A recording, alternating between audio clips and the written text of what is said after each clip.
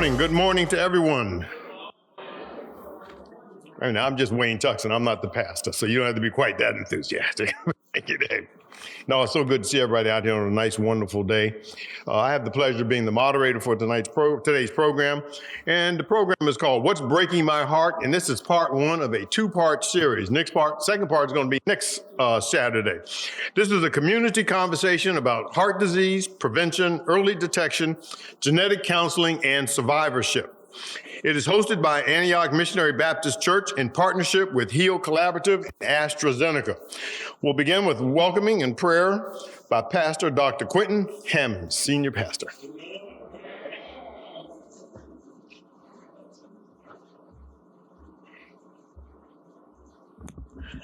Good morning, everyone. It's good to be alive. Amen. It's good to be alive. Let me see. Yeah, I'm here. It's good to be alive and good to see all of you who are here this morning. Welcome to Antioch. Yeah, the disciples were first called Christians at Antioch. So we want to invite you into our home. Our home is your home today. And you can do everything in here you want to do that's godly.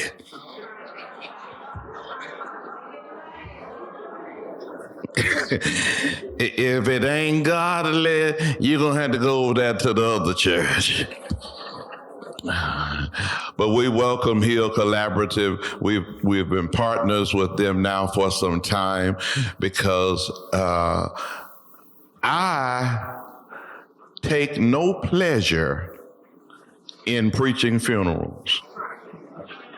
So I want my folk to live as long as they can.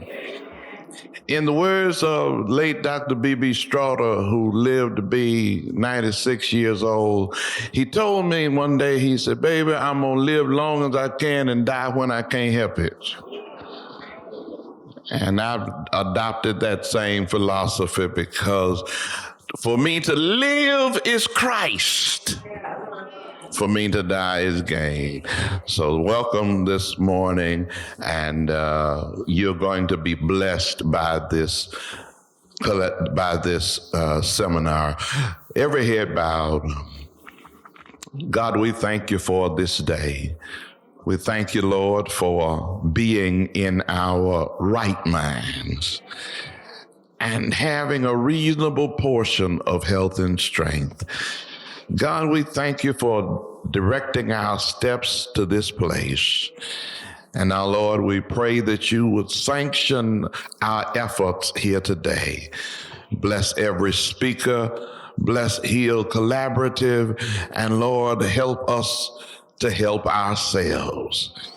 Oh God, we pray that you would give us not only a clean spiritual heart, but a healthy physical heart. Lord, we ask these blessings in the name of Jesus. Amen. All right, I'll give it back to our moderator.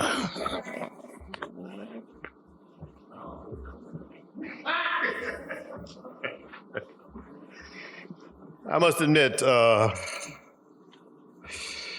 Dr. Hammonds, you set a very high standard, and in all the other programs and places we go, we have to compare it to what you do here at Antioch. This is such a wonderful, wonderful, it's always the place to be in. So thank you for again having us.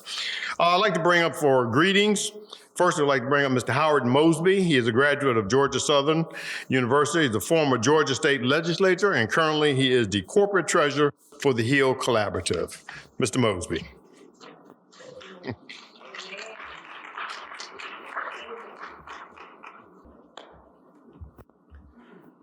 You always have to say good morning to the bishop of the house.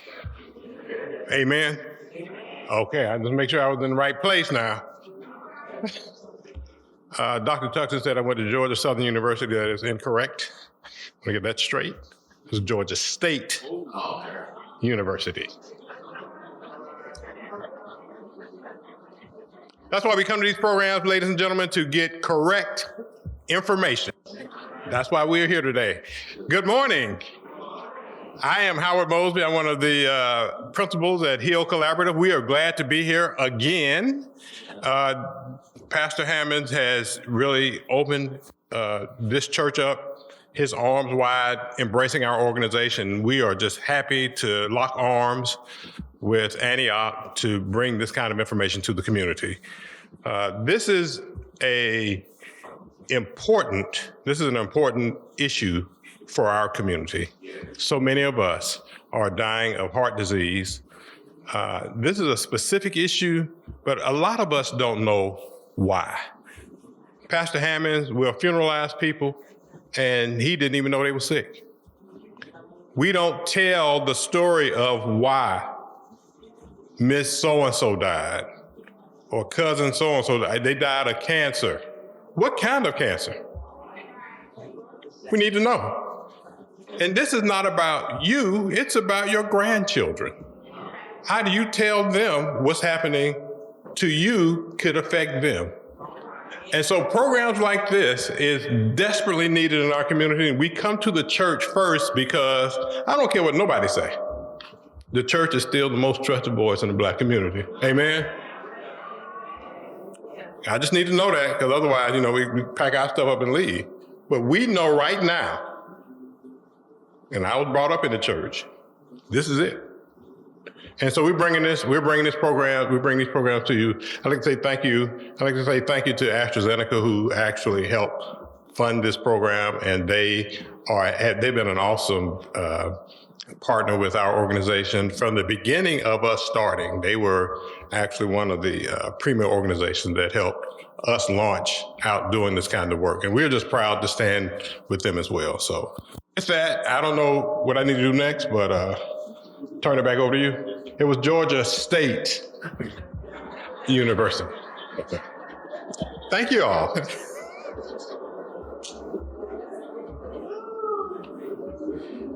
Thank you very much for pointing out my error. Let me publicly apologize to Georgia Southern for trying to say that he was actually part of them. So if any of you attended Georgia Southern, please accept my apologies. First, let's hear a few words from Mr. Jason Long. He's the commercial alignment leader for cardiovascular, renal, and metabolic diseases. He's been with AstraZeneca for 6 years now. So please, Jason, come on up. No. Good morning, everybody. So my name is Jason Long from AstraZeneca. I am a commercial alignment leader. It's just a big title, but all it means is I look at a lot of data and I do a lot of PowerPoint presentations.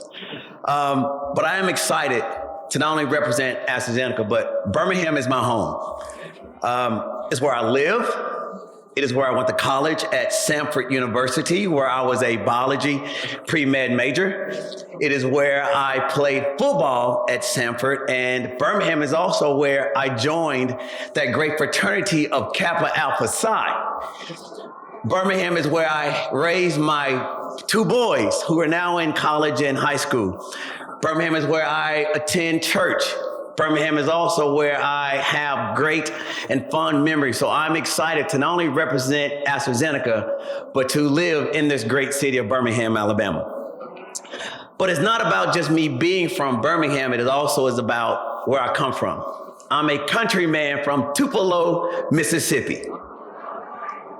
And it all began with my grandmother, my mom's mother. She and her husband, my grandparents, had 18 children. My grandmother served as a midwife because, back then we couldn't always go to the hospital. So my grandmother, having 18 children, would help bring children into this life. And her favorite saying was, I've learned in life that what you give to others is what provides the most value to your life. And so from my grandparents, they had my mom, and she and my dad, they had 8 children, where I'm one of 8. And not only do my parents have 8 children, but they are both preachers. So I'm a double preacher's kid. I'm a PK, okay? And not only did my parents, were they preachers, but my dad was also in law enforcement. So my dad said, you either going to jail or going to hell. So you better act right. Okay? And so from there, my dad served in law enforcement, giving back to the community. And my mother is the chief professional officer for Boys and Girls Club, where they provide after school and summer program for students and for kids. So that way they have a place to go so that parents know where their child is and can be safe. And then I live in Birmingham and I serve at AstraZeneca, where I've been in healthcare, I've been in banking, I've been in the operating room providing surgeons with opportunity to provide minimally invasive surgery to patients. But I gotta say, nothing gives me more pleasure than to partner with these great people here to do what you're doing. Dr. Hammonds, you said, I want my people to live. In order to live, you gotta have knowledge. Because as they're saying, when you know better, you do better. And one of my sayings that my parents would always say is, knowledge is like money. To be of value, it must be circulated. And in circulating, it can increase in quantity and in value. Today and next week, you're going to be getting information, and we hope that it does not stay here. We want it to circulate. So all of you are getting information of value. Take it, circulate it to your homes, to your communities, to your loved ones. So thank you so much on behalf of AstraZeneca, to Heal Collaboration, and to Antioch. I can already tell you all in a great place. And I say they put together a great program for you today and next weekend, and I know you will find a lot of value in it. So ask a lot of questions, take a lot of notes, and on behalf of my welcome, I do say thank you.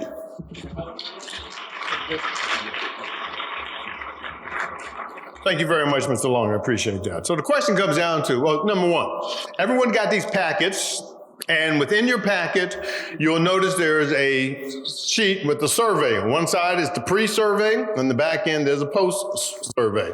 So before we get started with things, as we're getting started, I want you to fill out the pre-survey. It's very important for us to make sure we're meeting our targets here, make sure we're addressing the needs that everyone has. So if you'll fill that pre-survey out and wait till the end of the program and fill out the post-survey, then we'll have you turn it into us before you leave. And I'll remind everybody about that. So the question comes out, why are we here? What is the big thing? I think Mr. Long already set it up very nicely about what we're trying to do. But I remember way back, when I was in medical school a long time ago, when Socrates and Asclepius were roaming the world, that's how long ago it was when I was in school. But I had a surgeon professor who told us, he said, there are two diagnoses you never make. The one you don't know about and the one you don't think about. And what I'll go here today is the number one. You will know about amyloid heart disease.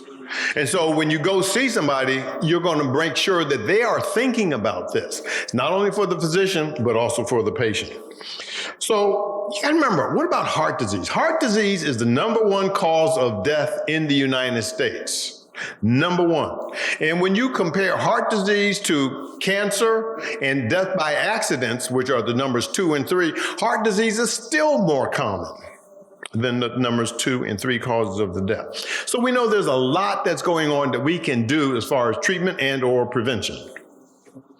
Today, we're going to hear first about different causes of, yes, sir. I'm sorry. Okay. We'll first hear a little bit about the cause of death in the how heart disease, causes death in the United States, and how it causes dysfunction, and how some of the presentation. Then we're going to go on to learn about what was, at least when I came along, a previously less well-known cause of cardiac dysfunction, that being amyloid heart disease, and where these abnormal proteins called amyloid accumulate in the heart muscle. Finally, we'll hear about the need for genetic testing, since while cardiac amyloid disease can develop on its own, in many of us, it is something that is inherited, otherwise passed down through generations.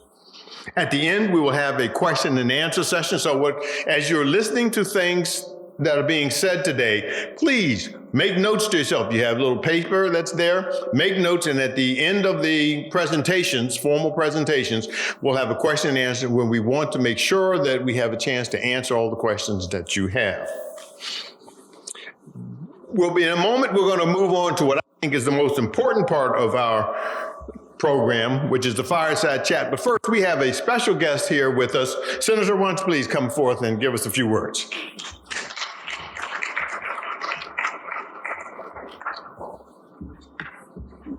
Well, I'm in the church, so I have to say good morning, church. It is always a pleasure to be in the house of God, especially in this one. I am on limited voice. I'm State Senator Marika Coleman, and I got a message about coming over here and giving greetings. I did not even pay attention, and someone in Washington that actually invited me didn't pay attention that there are actually two Colemans in the legislature. So there was Linda Coleman Madison, who actually represents Senate District 20, which we're in right now. And I am Marika Coleman, and I represent Senate District 19. But as I was getting closer to the church, although I don't represent this area, this is home for me. This is home. Reverend Hammonds has been with me in my life with some of the triumphs of my life, but also some of the saddest moments of my life in this church. In this church, my mother, for you all that are members, is Paulette Gray, who is now Paulette Williams, my aunt Dorothy Tannehill, all the Tannehills. So all the Tannehills, all the Grays are my family. So in this church, I've actually sang over here at my one of my aunt's funerals, right here in this church, and one of my uncle's funerals right here in this church. And when I was a little girl, I would walk over here with my cousins because my grandmother's home is right over there on Nelson Avenue. So Bessie Gray, we would walk over here to the old church because I'm a military brat, but I would come here and visit in the summers. And we would go to the old church to none other than Vacation Bible School, training up a child. And so I just want to thank whoever made the mistake. And maybe it wasn't a mistake because it was in God's plan for me to be here today. So thank you all for the opportunity to serve in the Alabama Senate, because I know some of you all are coming from around the way. But in the political climate we're in, and I know y'all are not political, but I am, we definitely need to make sure that we take care of ourselves. We may not get all of the messages from Washington, D.C. that we used to get. So I'm thankful for AstraZeneca and the sponsors today, for the organization, for coming here to make sure that we are all healthy. So we can not only survive, we can thrive in 2025. So thank you again for this opportunity, and so glad that I had the chance to come over here today. Thank you, and I love you, Pastor.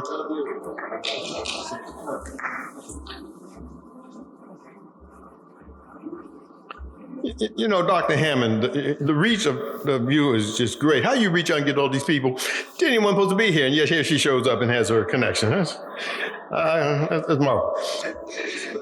It's the name. Yes, sir. I got you covered. I'm going to use that name later on. Let me see if I can get a cup of coffee on that one, man.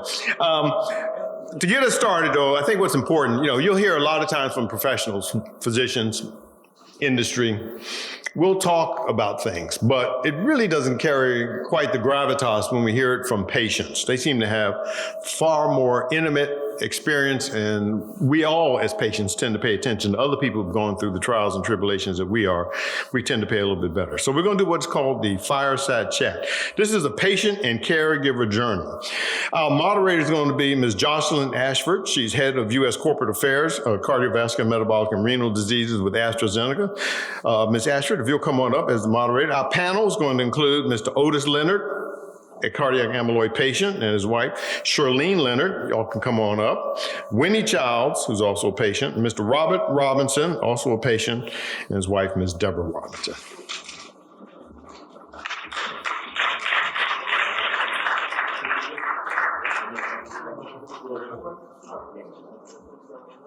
Okay. So I'm Jocelyn. You're not going to hear much from me because you're not here to hear from me. You're here to hear from this beautiful group of individuals here on the stage. And I would say this is the most important part of today. It's an opportunity to learn from people who've come before us and who are living with or living close to amyloidosis. So without further ado, I'm actually just going to have everyone introduce themselves across the state. We're going to start with you. You just don't want to talk. We're going to start with you. And we're just going to ask everyone to just share your name if you're a caregiver or a loved one. Thank you, Joyce. My name is Shirley Leonard, and I'm a caregiver of my husband. And we're from Kellerton, Alabama, down the road from Birmingham. My name is Otis Leonard, and I do have amyloid. And just like my wife said, we live in Kellerton, Alabama. And I think it's a great opportunity for us to be here today to share our story. And thank you all for inviting us. My name is Winnie Childs. I too have amyloid, and this is actually my brother who is responsible for me finding out all the years that I wondered what was wrong with my heart. Because of what happened to him, it gave me the opportunity to find out what was breaking my heart. My name is Louis Childs, and I'm the caregiver of my wife, Winnie Childs. My name is Deborah Robinson, and this is my husband, Robert Robinson Jr., but I'm the caregiver. And we are from Prattville, Alabama, in Autauga County, so we'll look far down the road, just a little piece. Again, my name is Robert L. Robinson Jr., and I have the amyloid. And I've been a patient for a few years. But I thank you all for inviting us here to be on this panel today so we can kind of spread the news about what's going on with this disease, because it ain't no joke. We're going to get into that now. We're actually going to start with you, Miss Winnie. Tell us about your amyloidosis story. Well, when I was younger and finished high school and started working, I noticed that there was something that was really off with my heart. It didn't beat at a steady rhythm. It would get fast and slow. It would beat hard, and then it feel like it would rarely be beating. So I went from cardiologist, one doctor, to the next doctor and to the next doctor, and nobody could find anything that was wrong. It got to a point where I had visited so many doctors trying to find out till I finally gave up. I finally gave up on it and took it as being normal. But I knew in my heart of hearts it was not normal, because there was times when I could barely feel it beating, like it was smothering. And then there were other times when it would just beat so hard it actually take my breath away. And I would lay down sometime at night, and I specifically could not lay on my left side, because when I laid on my left side, it felt like my heart just slowed down so slow until I didn't even know if it was beating at all or not. So, and I put up with this for years, because as of last month, I am 76 years old. And I put up with it all those years. And the only thing that I could find was that they had diagnosed me with tachycardia. And I had made several trips to the ER because of that. And I would talk with my other siblings, because in our family, there were 9 of us. And I noticed that my sister Mary, my sister Doris, and my brother James, and we would all get together and talk, and we were all taking the same medicine. And I'm going like, what's wrong with a heart that everybody in the family's got the same thing? And we were all taking, if it wasn't a Tylenol, it was metotrophanol. If it wasn't that, it was something else, but it all was designed to do the same thing. Why is it that my sister and brothers and we all have the same thing? But there was no doctor that I could find that could give me an answer to that. until Otis got really, really sick and had to seek emergency care. So, and that's what started my journey of amyloid. Miss Winnie. So, Mr. Otis, you had an emergent event. Tell us about that day. Yes, my event, it happened on September 29th, 2023. And that particular morning, I had gone to the farm to take care of the cows and fed the cattle, and I came back home. I was going to study my Sunday school lesson because it was going to be my Sunday to teach Sunday school. And this was on a Friday, and we had a funeral at the church, and I knew Saturday was going to be an all-day event, and we was going to be at the church pretty much all day on Saturday. So I was going to use Friday as my preparation time for Sunday school. So I got back home, I ate a little small breakfast, I got back home, and I started studying, I guess maybe around 10:30, 11 o'clock. Charlene was gone, the house was quiet, and I had the house to myself, and I was sitting at my desk and studying. And, maybe for, maybe a couple hours, maybe 2.5 hours, I sat there and I studied, and I was getting ready to go in the kitchen to get me a drink or a snack or something. But anyway, I remember standing up. And when I stood up, I got extremely dizzy. So I sat back down. I'm saying to myself, my blood pressure has dropped. And, and I sat there for a few moments, and hopefully I said it'll come back up. So maybe I sat there maybe 5 minutes, and I stood up again, and it just didn't come back up. And so, I went and checked my blood pressure. My blood pressure was like 90/60 something.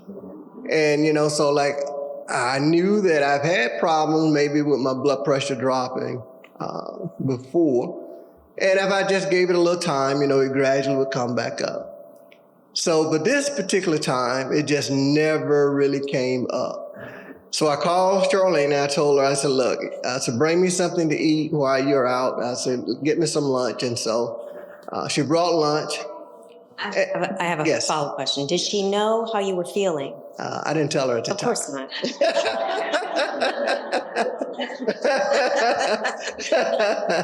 But anyway, she brought lunch.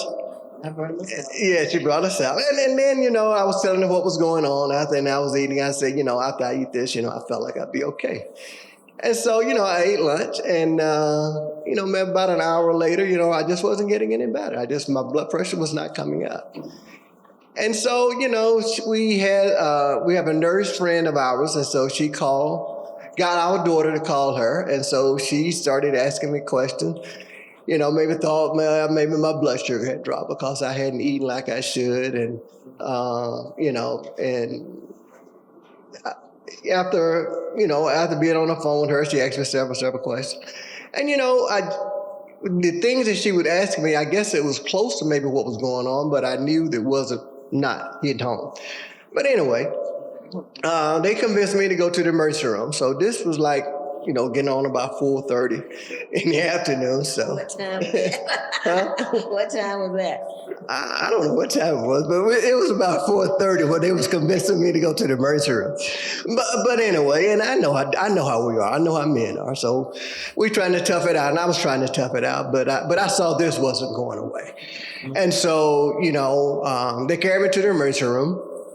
And, when I got there, they started doing blood work. And after, maybe being there an hour and a half, maybe the emergency room doctor came back and he told me, he said, Mr. Leonard, tell me what happened to you again. So I told him what happened. And he said that my enzyme levels was extremely high and that it looks like I've had a heart attack. And I'm like, Doc, I'm not having a heart attack. He said, Mr. Leonard, you're having a heart attack. I said, I'm not having a heart attack. I said, that's because I don't have what you would say, what I am known to be the heart attack symptom. I'm not having chest pain. My arm is not hurting. I'm not in a sweat. My blood pressure just won't come back up. He said, Mr. Leonard, trust me, you're having a heart attack. I said, well, Doc, if you say so. So, but anyway, and he said, where do you want to go? This was at Russell Medical Center in Alexander City. the closest one near us. He said, do you want to go to Lee County, down to Opelika? I said, no, I don't want to go to Opelika. He said, what about Grandview in Birmingham? I said, no, I don't want to go to Grandview. And I told him, I said, look, I want to go to UAB. He said, well, let us make some phone calls. So they made some phone calls. Don't have any beds at UAB.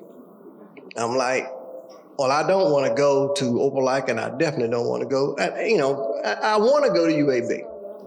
Because my cardiologist that I used some years ago was at UAB, and that's where I wanted to go.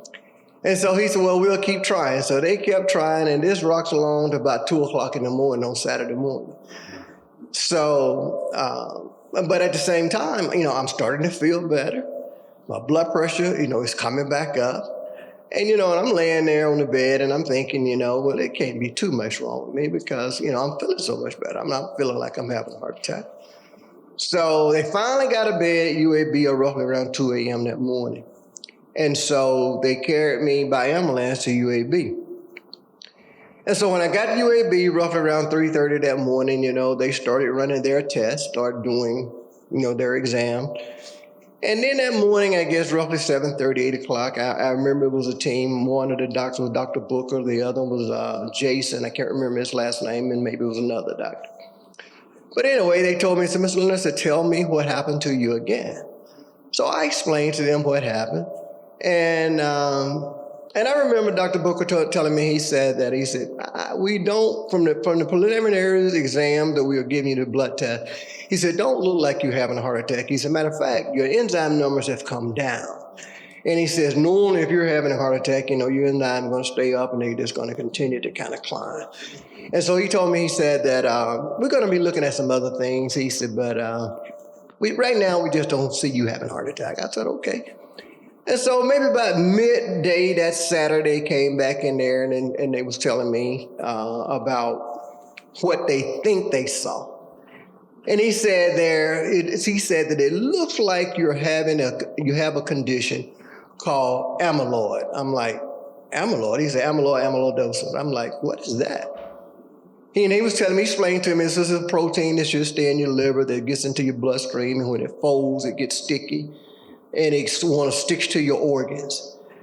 And so he said, well, we're not sure. He said, but that's what it looks like. So he said, we're going to do some other exams. And so they did some other tests. And so later on that Saturday afternoon, and they came back and they told me, said, Mr. Leonard, from all of the exams, all of the tests that we've done so forth, it looks like you do have this condition called amyloid amyloidosis. And so I remember that Jason, Dr. Jason told me, he said, Mr. Leonard, he said, it was nothing but the grace of God. That you did not go to Opelika, that you did not go to Grandview. It was the grace of God that you came to Birmingham at UAB, because he said if you had gone to any of those other facilities, they would have just looked at you and said that you have a heart condition, not done the proper exam, not done the exams to determine what is really going on with you. He says, not a knock on them. He said, but they just don't have the expertise. They just didn't have the knowledge. And he said it was nothing but the grace of God, because they would have just said that you got a heart condition, gave you medication, sent you back home. Your condition would have just got progressively worse. So nothing but the grace of God. So, and I'm thankful for that. And see, that's what had happened to me all the other years. Nobody was ever able to diagnose it, because I had episodes of low blood sugar.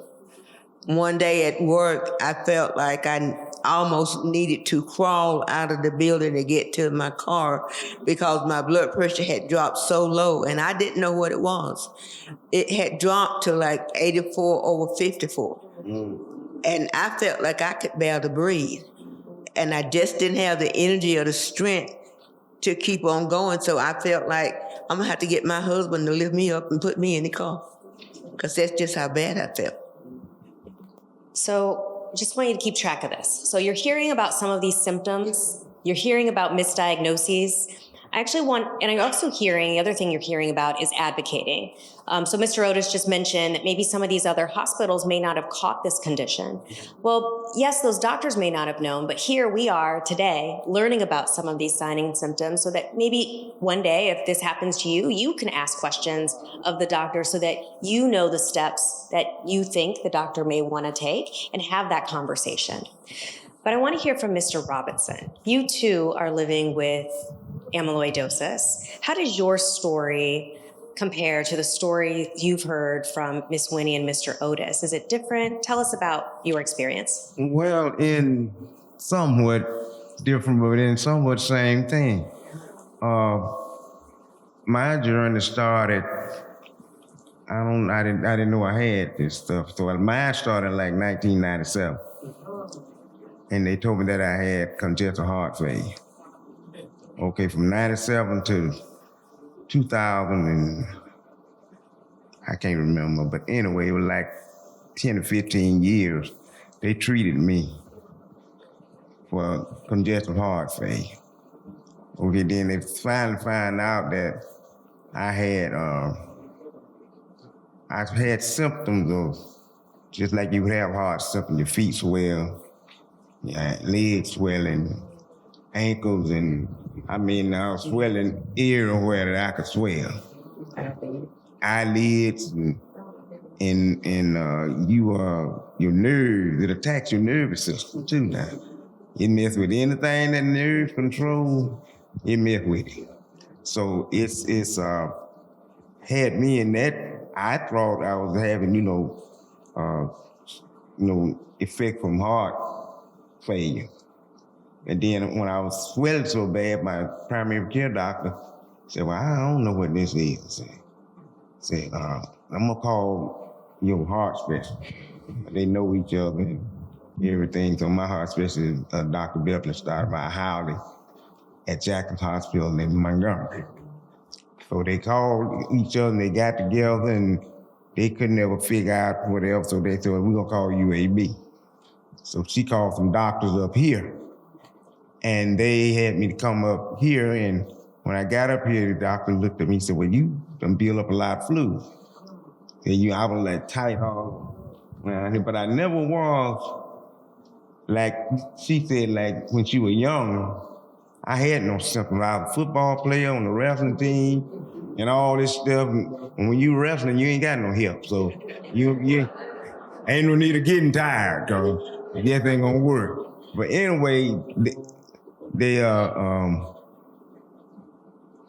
stayed a week up here in the hospital drawing fluid off me, like 20 pounds or something. And when they got all that off me, then they sent me home and they told me what I had when I was up there. And I had never heard of it. I already had cardiovascular heart disease. And then the amyloidosis came in. Then they was arguing about how to treat me because the same medicine they treat amyloidosis with, they treat cardiovascular amyloid with. So I said, well, but I look at it like he looked at it. It was nothing but God. They told me they didn't say it in all these words, but you supposed to be dead. Basically what they said, I ain't never felt like I was going nowhere. I mean, I've been my wife would tell you but I just couldn't do the stuff that I used to do. It took away my energy. And I come home from work, go in the backyard, go pill around and do some stuff. I sleep out there about 30 minutes, an hour, then kind of like an incline coming out of my backyard to the house. I was like her. I almost thought I would have to stop and crawl up the hill to the house because I was just used to doing stuff. I was a mechanic for the city of Prattville for 28 years and 4 months, and we worked on the 18-wheeler tires and steel belted tires and stuff. They're heavy, but it changed your whole life. Your way of life changed. But if you got to, as my wife said, you got to push and pray. Keep pushing, because there's nothing that we can't do nothing about it. But pray and hope that the Lord can instill in these doctors what to do. Yeah. Because and all of us sitting up here, We're not old. I think I'm.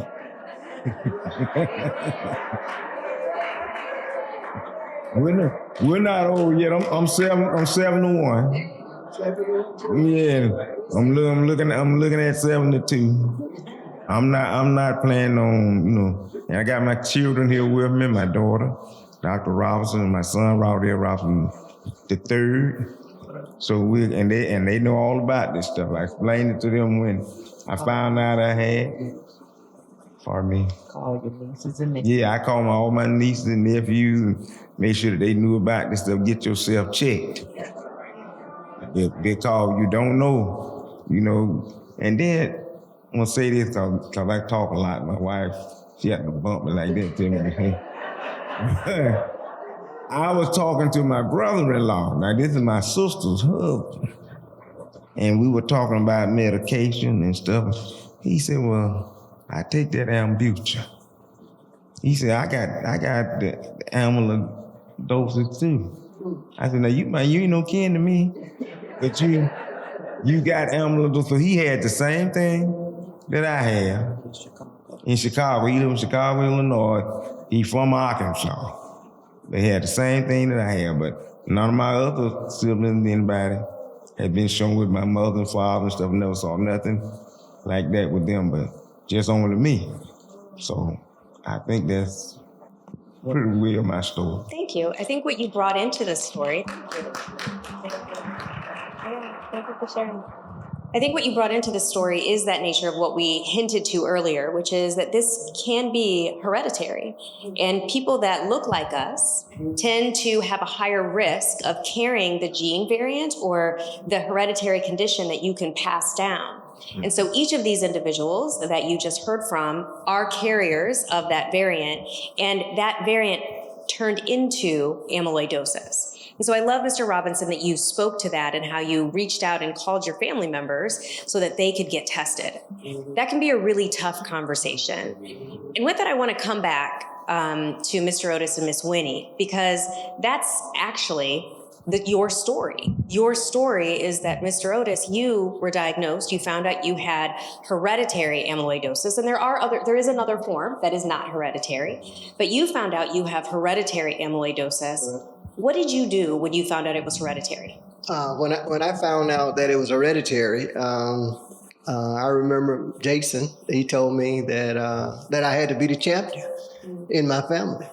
That I needed to contact all of my siblings, all of my nieces and nephews, and my children, and I had to be the champion. I had to insist that they would get tested. And that's what I did. And so I think the majority of my family, all of them got tested. Maybe with the exception of maybe a few nephews and maybe, a few nieces, but the majority of my family, they got tested. And the only one that tested positive after my diagnosis was my sister Winnie, and then my oldest sister Margie. We was the only two that, she's 82, and then we was the only two that was diagnosed with it. But if I can, I just want to go back for a moment. I just want to share this as well.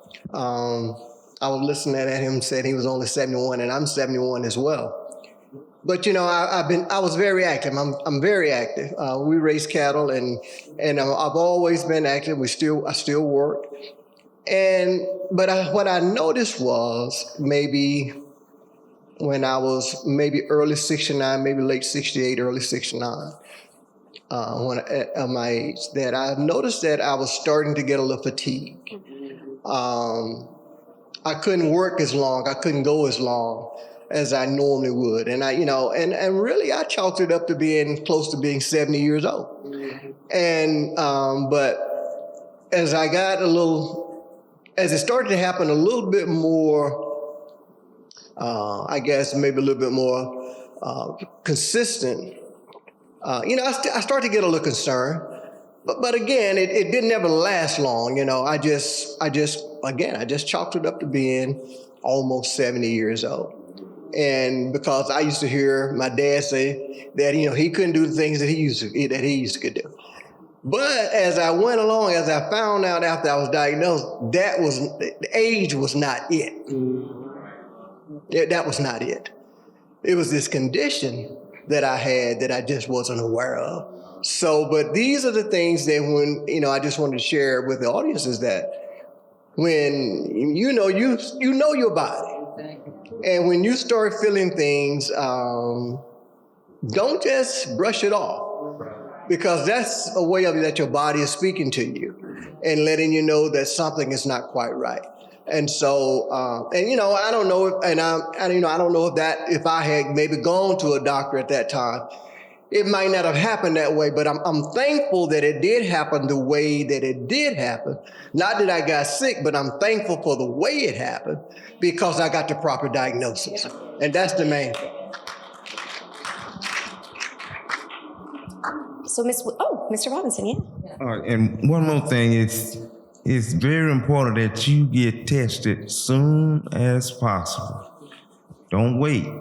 I'm just calling looking at him talking, I thought about just because there's not nothing showing in your family trait that you don't have.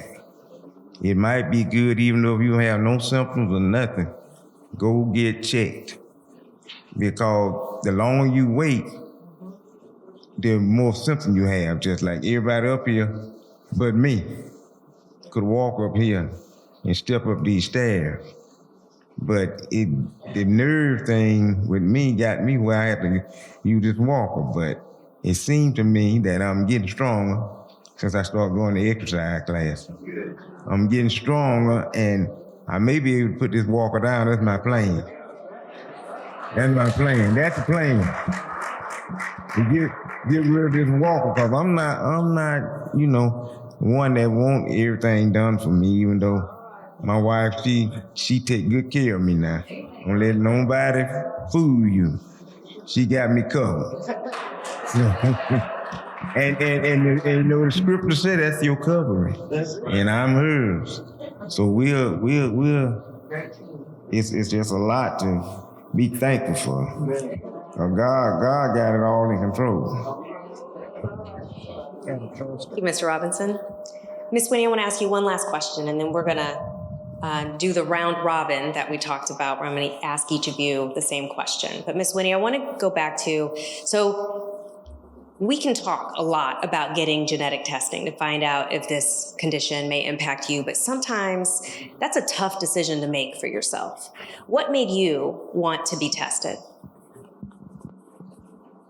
Because even though I had gone from a doctor to the next doctor, I had worn heart monitors after heart monitors, and neither doctor that I had gone to could tell me what was going on. So I had started to begin to accept the way that I felt.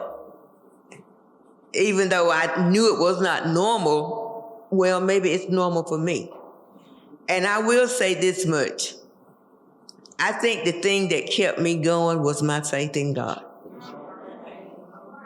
Even though the doctor didn't know, I always felt like, God, you know.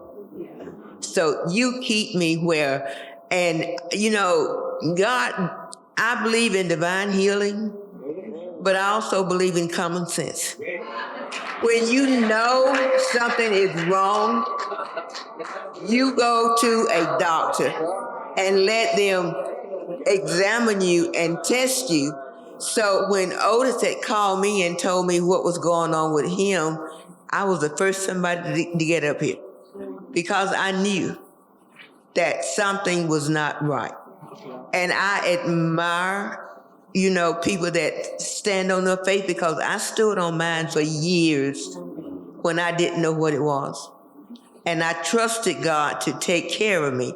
But when I was presented with the opportunity to get checked, get genetic testing, I got it. And so I would say to anybody, yes, you use your faith, but you also use the resources that God has given you through the doctors. Because God is going to meet you at the point of your faith. And that's where you start. But you go to the doctor, you get checked out, and then you know better about how to use your faith. Because I'm going to tell you, some days I made it by sheer will. I would not give in. I would not give up. And I kept right on pressing. I kept right on going. But now, by the grace of God, I can tell a difference in my body. And I know, bless the doctors and thank God I'm getting better. And research. I wasn't ashamed. I said, I'm going and I'm going to get tested. And because of that, and I thank God for it, because my youngest son came and got tested and found out he had not the amyloid, but he had the part that deals with cardiomyopathy, because the doctor had told him years ago, he said, Mr. Childs, go home, sit down, do whatever you want to do. Lay down and never move again or go play basketball. One of these days, you're going to drop dead. Because cardiomyopathy is what athletes have when they are playing and running down the court and all of a sudden they're dead. That's what he had. But I said, Jermaine, no, we're going to stand on our faith. But when he came to get tested for the amyloid, they found out what he had. And I thank God that all of this was for a purpose, because they diagnosed him for what he has, and he is 75% better than what he was.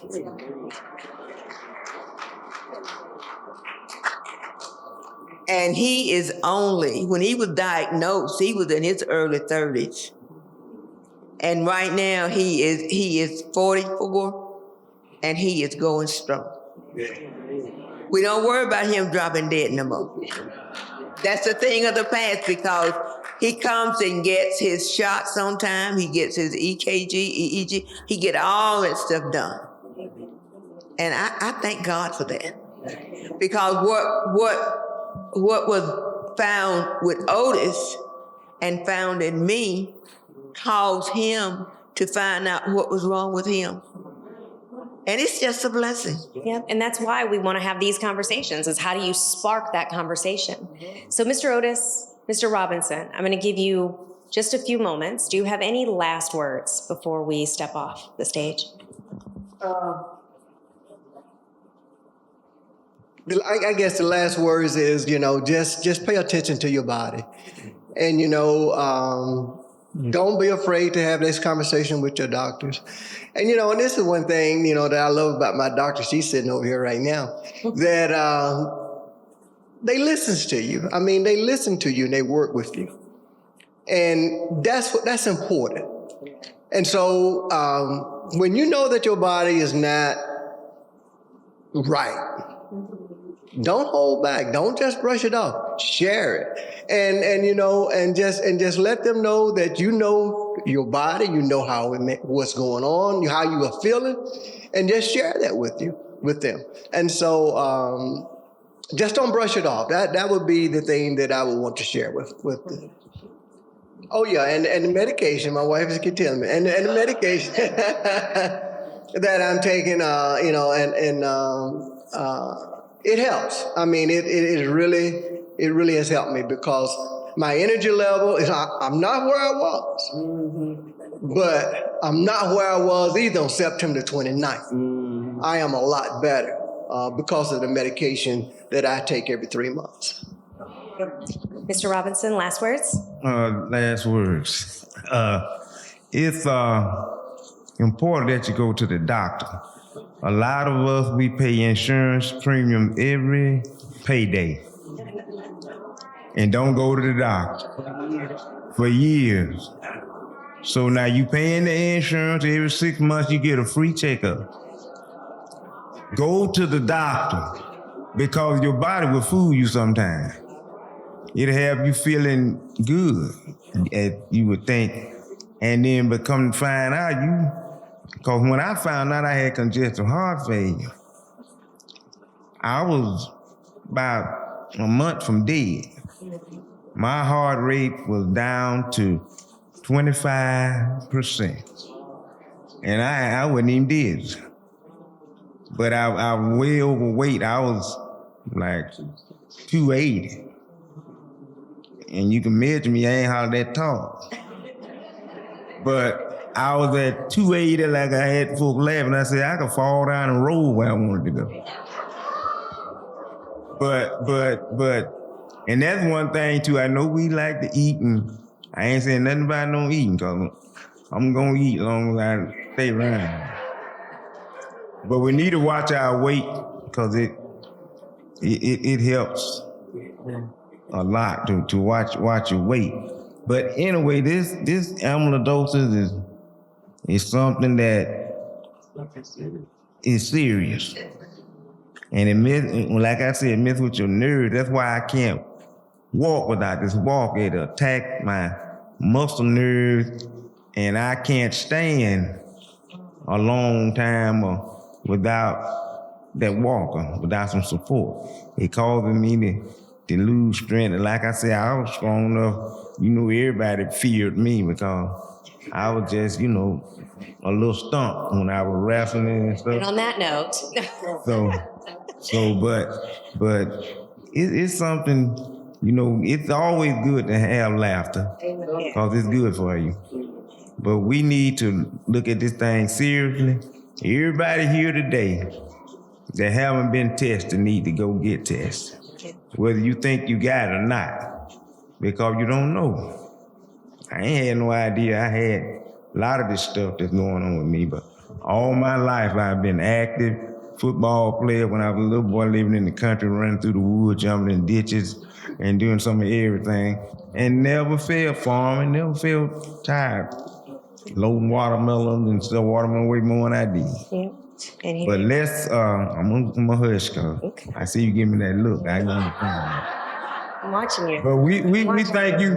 We thank you for inviting us here today, and I really enjoyed it. I always like to have fun. Good. Thank you. Thank you. All right. Thanks. Thank you to all the panelists for sharing your stories. We turn it over.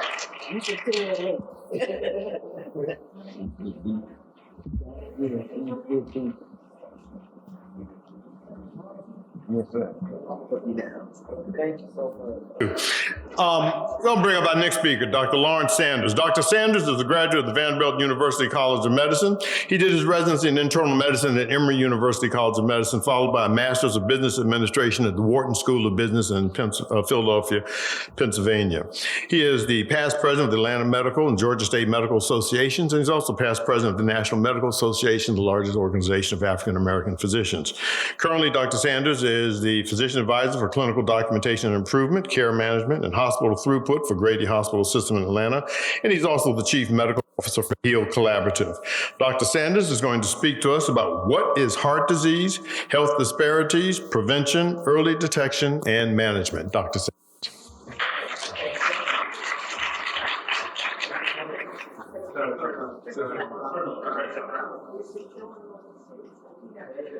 That's better? All right.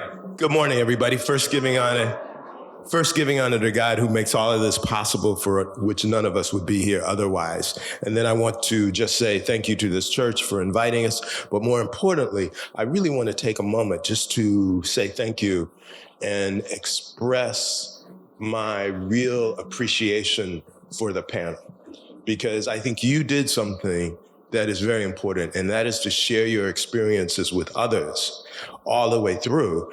That really helps all of us learn. And for me, as a physician, I learned a lot from listening.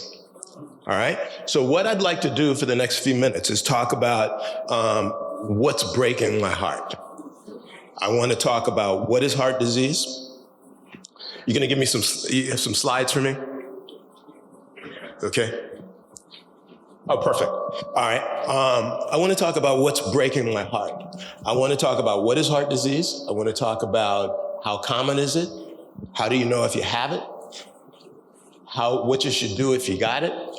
And how do you take care of your heart? Those are the things I want to do in the next few minutes. But more importantly, I think the best part of it is that you all told the story that I want to tell. So I'm going to draw on many of the things that you say during the process. Next slide.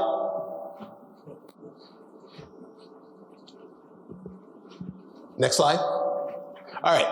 I think you've heard that heart disease is the leading cause of death in this country. If you think about it this way, we have about 330 million people who live in this country. In 2022, and health statistics are compiled and reported every 2 years. So the most recent ones we have would be 2022. 2023 is about to come out. But if you look at this, you'll see that heart disease is by far the leading cause of death among these 330 million people. And there were about 700,000, almost 800,000 people who died of heart disease. And if you look at this, it's kind of equally distributed between men and women. Women sometimes have different symptoms and more heart disease, but men also have heart disease, and it is the leading cause. And I think if you look down, you'll see cancer. This is from 2022. You'll see COVID-19. You'll see stroke.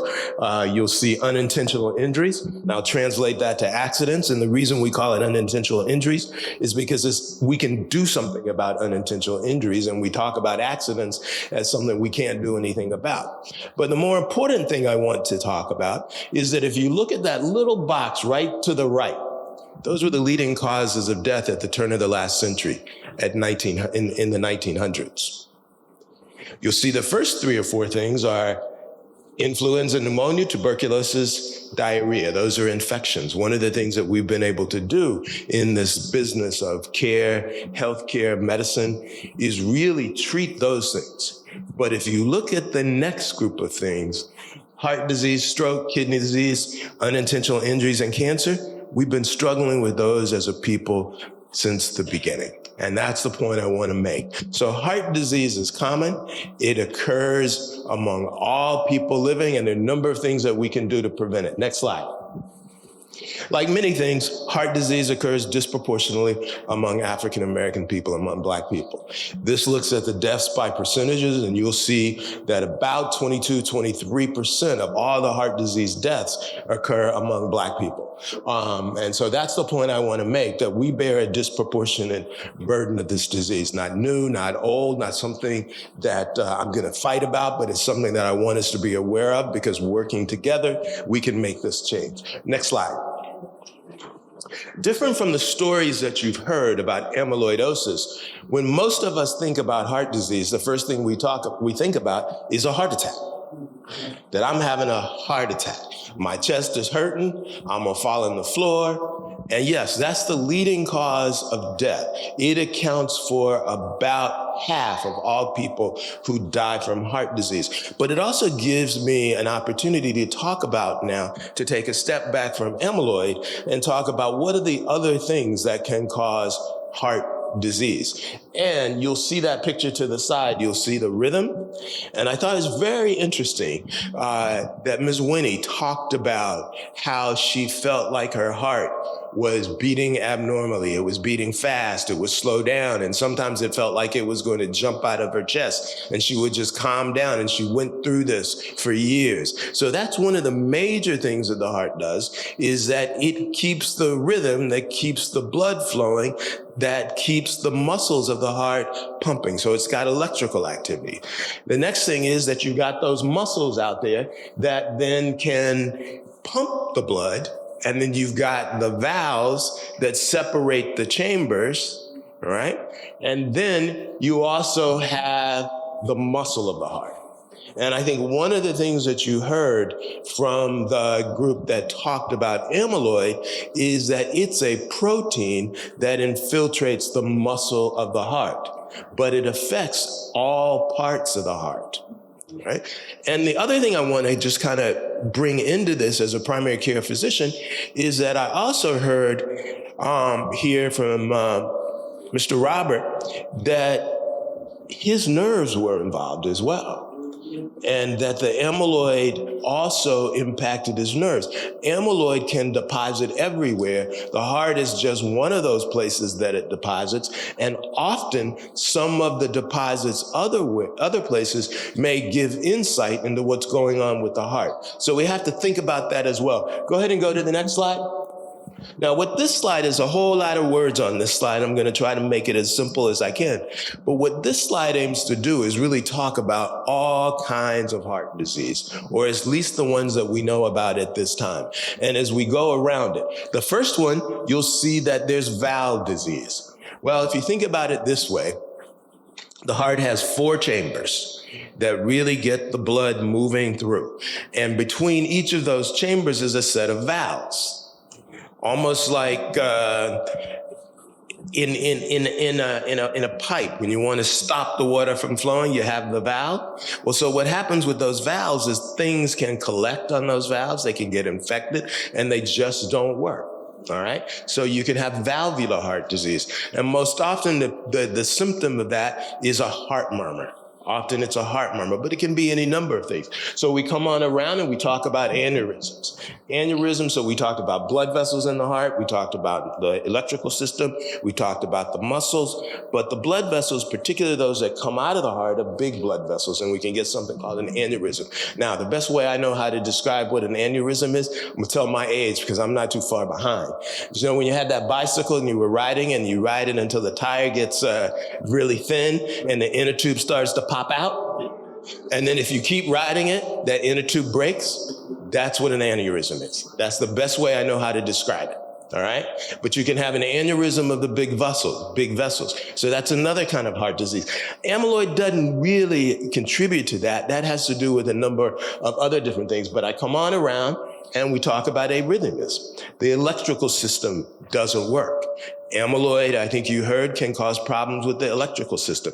Sometimes if these other parts of the heart don't work, the valves and other things, so one of the first things you can feel sometimes is your heart beating funny. It feels like it's going to beat out of your chest. So that's the electrical system. And one of the things that you really talked about that resonated with me is when your heart slowed down.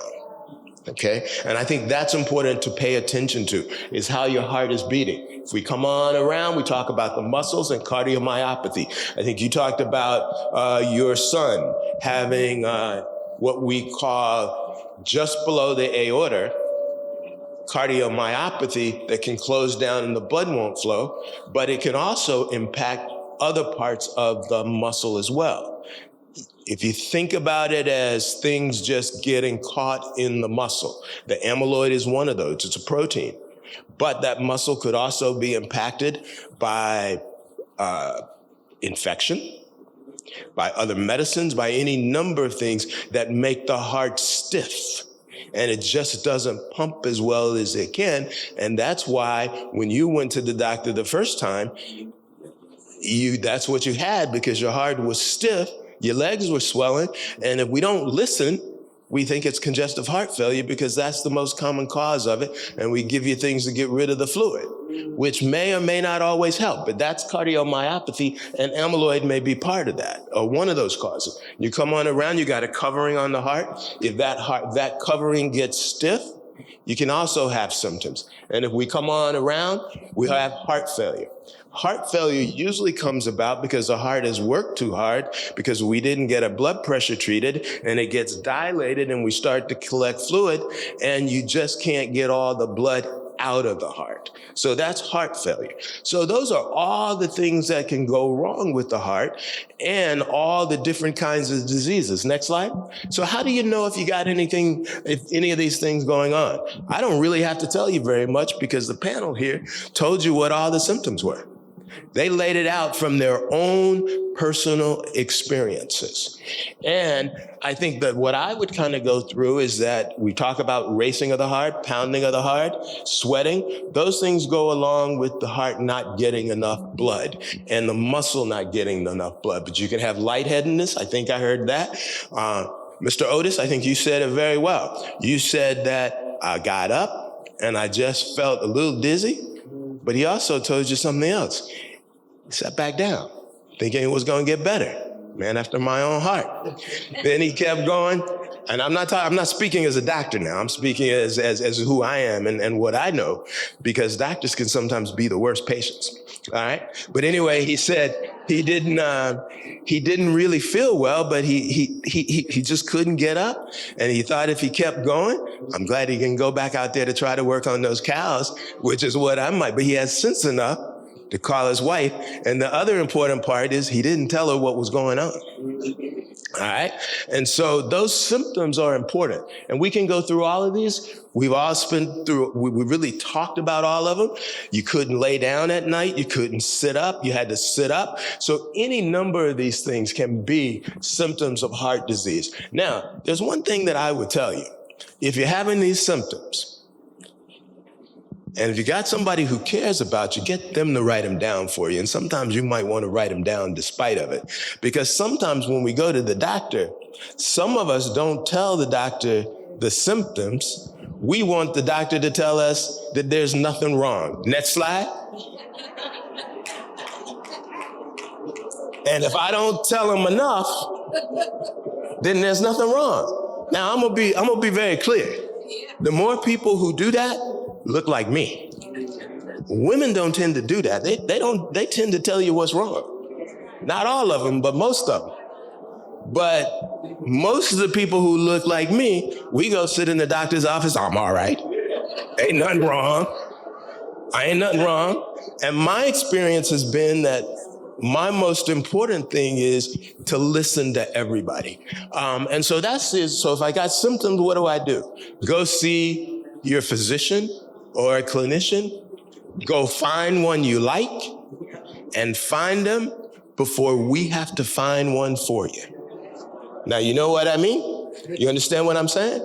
If you go find one yourself, you get to choose. But if you end up in the emergency room, you don't got no choice.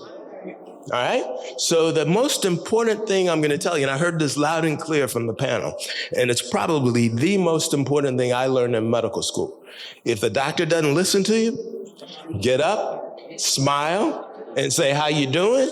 Walk out and go find yourself another one. All right? Like everything else. You know, and here's the reason I say that is because one of the best teachers in medical school, and somebody on the panel said it, which means it resonated with me, is you need to learn to listen to the patient because they know more about their disease than you do. And your job is to listen long enough that you can help. And so that's what you should be looking for in your doctor. And the other thing is, don't get upset when they ask you to tell that story again. Because every time as a clinician, as a physician, every time you tell me your story, I'm trying to listen carefully to hear the things that I didn't hear the first time, so you don't have to keep coming back. Well, no, I can't say that, but so you don't have to keep going from doctor to doctor to doctor. Okay? So that's why it's important to be able to tell that story and to be able to understand what your symptoms are. And if your doctor, as I said before, and this is important, if your doctor doesn't listen to those symptoms, get up and go. And I think that I don't really have to tell the story because I think Ms. Winnie and Mr. Otis really told the importance of knowing what else is going on with your other family members. Okay? Because that's your family history. And if the doctor doesn't do your physical exam, then there's something wrong. So that's important as well. So the doctor's got to listen, and the physician's got to lay some hands on to understand what's going on. The way I think about it is I listen to try to figure out what I think's going on. I do the physical exam to confirm it, and then the next thing I do is then get lab tests to help me even get a better idea of what's going on. And there's a series of lab tests here. I think you talked about the blood test. I'm 99.9% sure you got what's called an EKG, an electrocardiogram. I'm willing to bet you got an echocardiogram because that begins to tell you what's really going on. And so then we go on, and these are all the other tests. All right? So now we've been talking about basically heart disease, what it is, how to diagnose it, and then what we do. Now, next slide. So what do we do to treat it? Well, if you see the first thing up there, it says change your lifestyle. But I'm going to drop down to the next one first, and that is take your medicines. That there will be medicines prescribed that will help you. I think that it was very interesting in this story. I think Ms. Winnie and Mr. Otis, when you found out half your family members were on the same medicine, and they're all beta blockers to try to help control that heart rate. So, if you talk to each other, talk about what your medicines are. Well, most of us don't want nobody to know we on medicines. Am I right, Mr. Otis? All right, so then take your medicines. And then there's sometimes surgery will be, particularly for those areas where there's a valve problem or where the blood vessels aren't supplying enough blood to the muscle of the heart. Those are areas where we can do surgery and correct that. But if you'll see that the cardiac rehab thing there, where it's supervised exercise, supervised diet, and supervised support with changing your lifestyle. It gets back up to what we were talking about in the beginning. This is about changing your lifestyle. It's about watching what you eat. Making sure that we don't eat too much fat. Now, the best way I know how to talk about that, because that also leads to some of this coronary artery disease. And most of your country people like me, you know what to put down the drain and what not to put down the drain. All right? But you'll turn around and eat what was cooked in that stuff that you won't put down the drain. Because what happens if you put it down the drain? It clogs it up. So that's the first thing, is we gotta watch fats. If you smoke, you need to quit yesterday. And you need to get out and get some exercise. Now, here's what I'm gonna tell you. Now, I'm speaking to the men in the room. Most of us wanna go out and exercise like we did when we were 15. And then the next day we can't move, and then we don't do it no more. So really what you have to do is start slowly, walking easily. So that's what I would say is what you need to do. Next slide. This next slide really looks at what do you need to do to keep your heart healthy. And we've really talked about most of those things. If you have high blood pressure, you need to get it treated. If you got high cholesterol, you need to get it treated. Tobacco, we talked about. Get up off the couch, walk around. If it's just starting walking around your house 2 or 3 times a day, and then walking down the street until you can do it a little bit better. So you don't have to do it, you don't have to be 15 again, or as if Mr. Roberts said, you can't go back out and wrestle like you did when you were in high school, all right? That kept you healthy.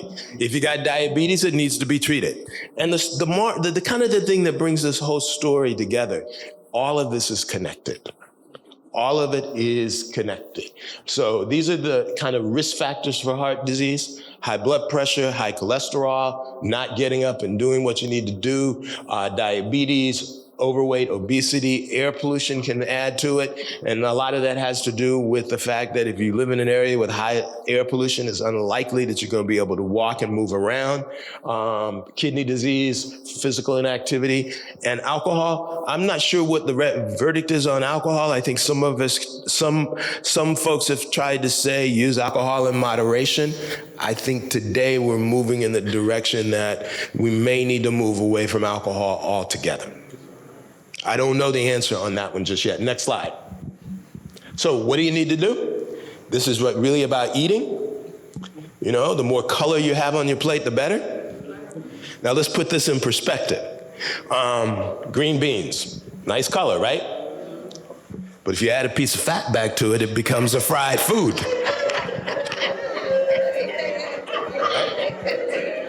So really what we're gonna have to do is learn how to make soul food healthy food.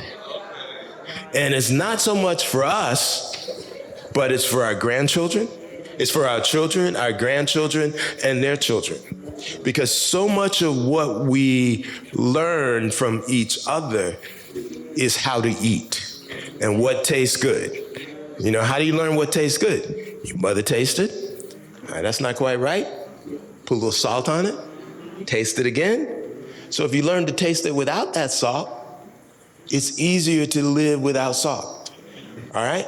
And to cut back on salt. The other thing that's on this I think is very important, things that come in bags, things that come in cans, we need to limit those as much as possible because they've got preservatives, they've got added salt, and they've got added preservatives and other things. So that's really, really important. Now, I'm going to share with you something else.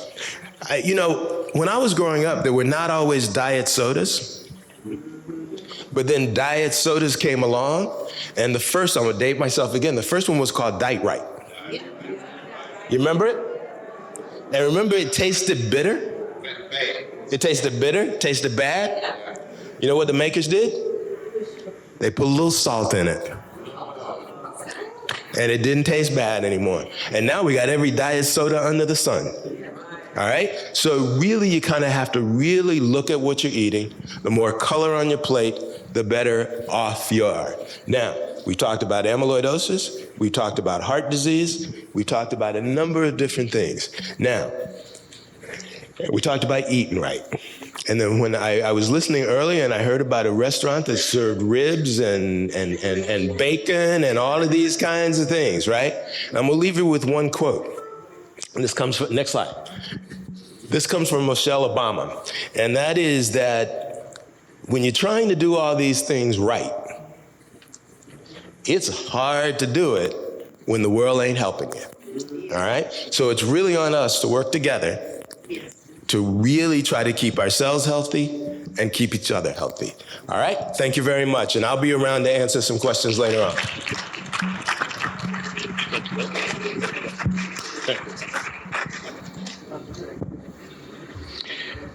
Well, thank you very much, Dr. Sanders. Also not from Georgia Southern. Our next speaker is Dr. Garima Arora.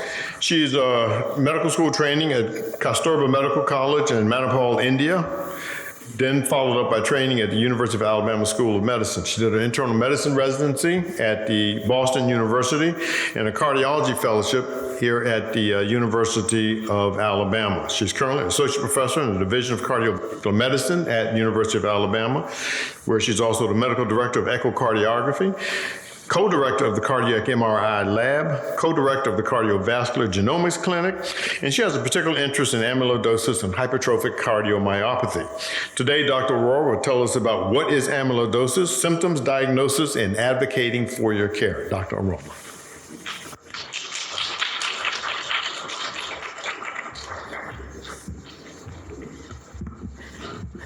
Thank you, everyone, for inviting me and giving me an opportunity to speak to you. Thank you, panelists. Your stories were really a learning opportunity, not only for the audience in the room, for me as well. Just learning how you have gone through your journey and how I can do better to help whoever comes to visit me in my clinic. So this quote always stays with me. What the eyes cannot see, what the mind does not know. And it kind of applies here completely. Right? So if we do not know what's cardiac amyloidosis or amyloidosis in general, we will not diagnose it. And it's not only true for patients, but it is also true for physicians. Just before we started, we were having a discussion. So when I trained in Boston University, they have a big cardiac amyloid center. And at that time, we would diagnose our patients, but we would have no treatment for them.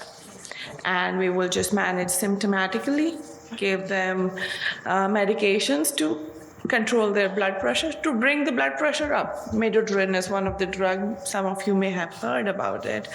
And we just said, we really can't help you. And in a short span of 15 to 20 years, we have made huge progress. The research we have done, the medications have been made with our industry partners here, and we have now treatments to treat cardiac amyloidosis. And that has brought a lot of awareness among physicians and also efforts like this to bring it out there so that we all learn what is cardiac amyloidosis and how you guys can advocate when you have symptoms once you know what it is.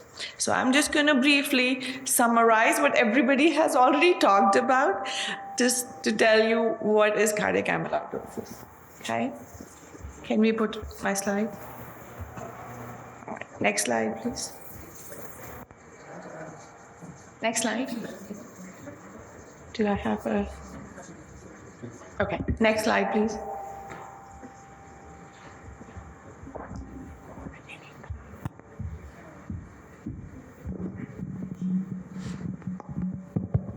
Next slide. Okay, so why amyloidosis matter? So amyloidosis is a complex disease which involves, sorry. No, okay. All right. So I'll just. So amyloidosis. So amyloidosis, as we've already heard, it's not only a disease of heart, but it affects multiple organ systems in the body. So amyloid is an abnormal protein which is built up in our body, and it goes and deposits in various organs, and we can have symptoms according to where they have deposited.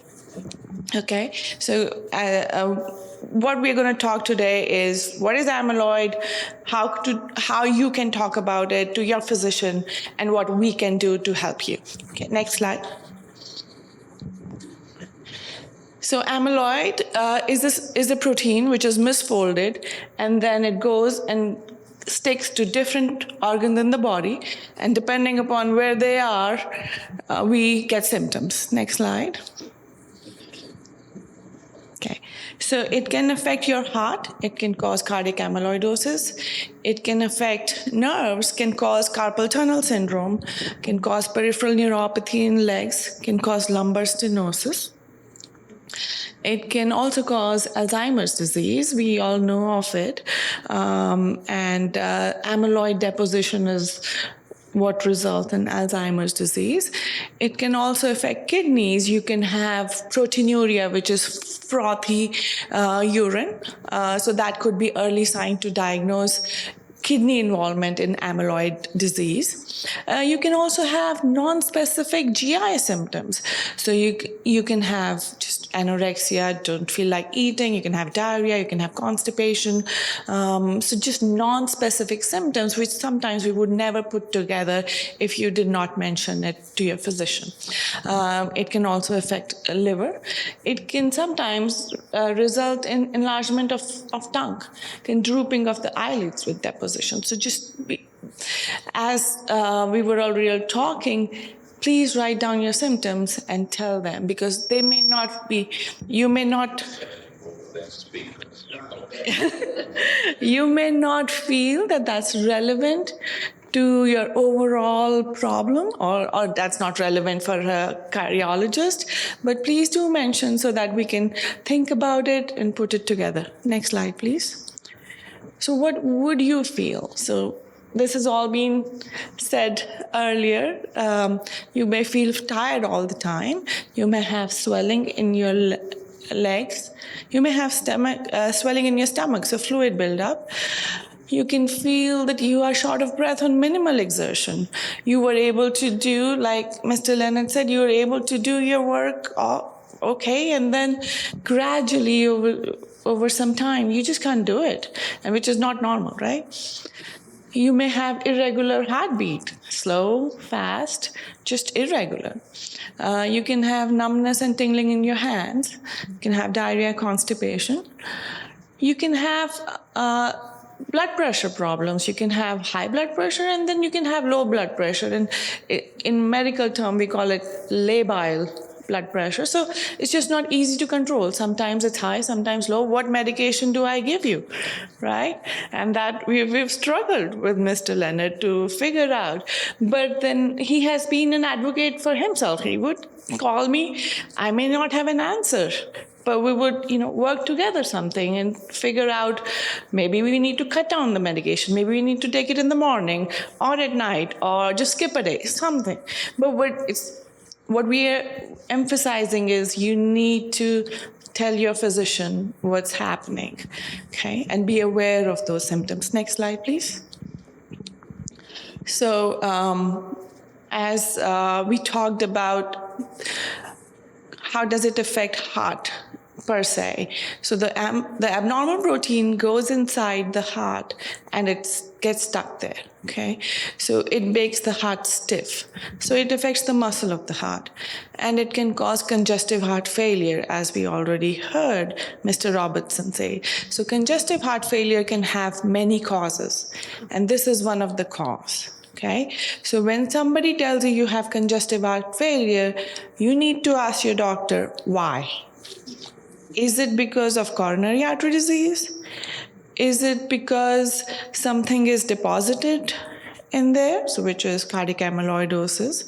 Other diseases like hypertrophic cardiomyopathy or sarcoidosis. So those are other terms you may hear, but you need to ask your physician, why do I have it? So very important. It can also affect the electrical system, like Ms. Child said. It can also affect the heart valves. So it can cause aortic stenosis, so which is the narrowing of the main valve, which prevents blood from heart to aorta. So it pushes the heart blood to go from heart to aorta. It's the main valve of the heart. It can cause its narrowing. With that narrowing, what symptoms we patients feel is usually dizziness, shortness of breath, or chest pain. So when you go to a physician, that's very easy to diagnose. Aortic stenosis is easy to diagnose. They'll try, go fix it. Now we don't even have to do open heart surgery to fix it. We can just go through your groin, through the femoral artery, and put a new valve, right? You may have seen commercials about it. But what they don't see, that there's 25% of those patients have amyloid disease. So very important that if you had your valve replaced and you don't feel well after that valve replacement, there may be something else going on. Okay, so always ask, why is my heart valve, not working? Why is it tight? Okay. Next slide, please. Next slide.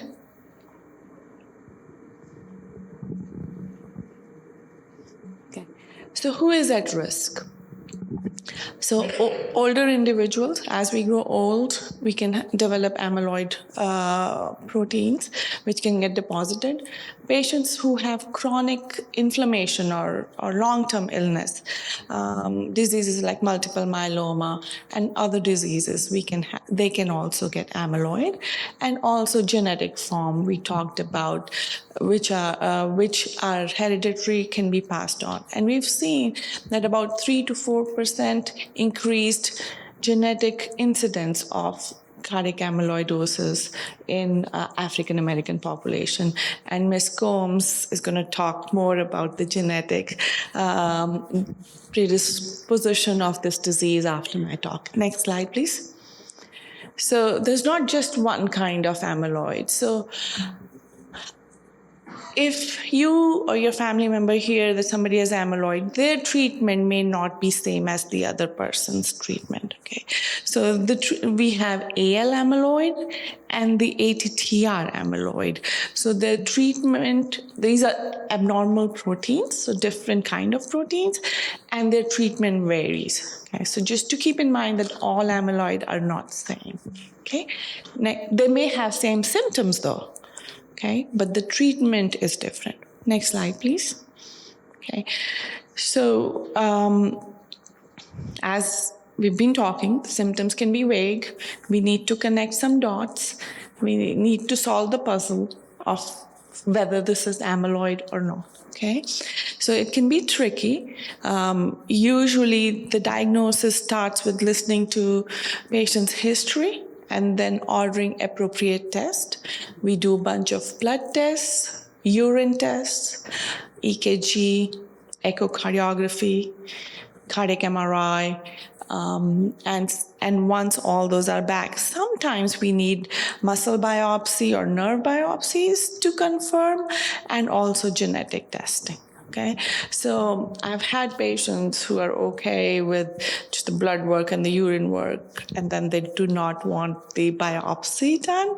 And it sometimes limits our diagnostic capability if we're not able to, do all the testing and then provide appropriate treatment. Okay, next slide. Okay, so again, saying the same thing, we've heard how it can be misdiagnosed, right? So cardiac amyloid overlaps with lots of other things, and it presents as symptoms of those things, right? So you have valvular heart disease, you have conduction problems. So you can have arrhythmias, and you can have heart failure symptoms, which are swelling in the leg, shortness of breath, but they can be caused by other disease processes as well. Okay, so just knowing about this disease will probably help you and the physicians to diagnose correctly and then treat correctly. Okay, next slide, please. Okay, so we have treatment for it. We have protein stabilizers, which stabilize the amyloid protein, which is already built. And we have medications which slow down the buildup, and also which target these faulty proteins. And we foresee that in near future, we would have therapies targeting this gene specifically so that we can, take care of it where it all started at the gene level. So which we are very hopeful should be in near future. Okay, next slide. Okay, so what can you do? So know your family history, right? You talk to your siblings, parents, kids, talk about genetic testing. Tell everyone you meet if they have any health issues to think about this disease process, and also join some support groups. Your experience can teach other people what you went through, and maybe they can pick up something and help others. Okay. Patient groups, and talk to your doctors. Next slide. Okay. So what we have learned doing research on amyloid these years, that yes, there is high incidence of TTR gene in African American population, and we need to test the kids and younger generation. But so in my clinic, I have lots of parents and their kids who may carry the gene, but then they do not have the disease right now. They have no symptoms. They are young. They're in their 30s.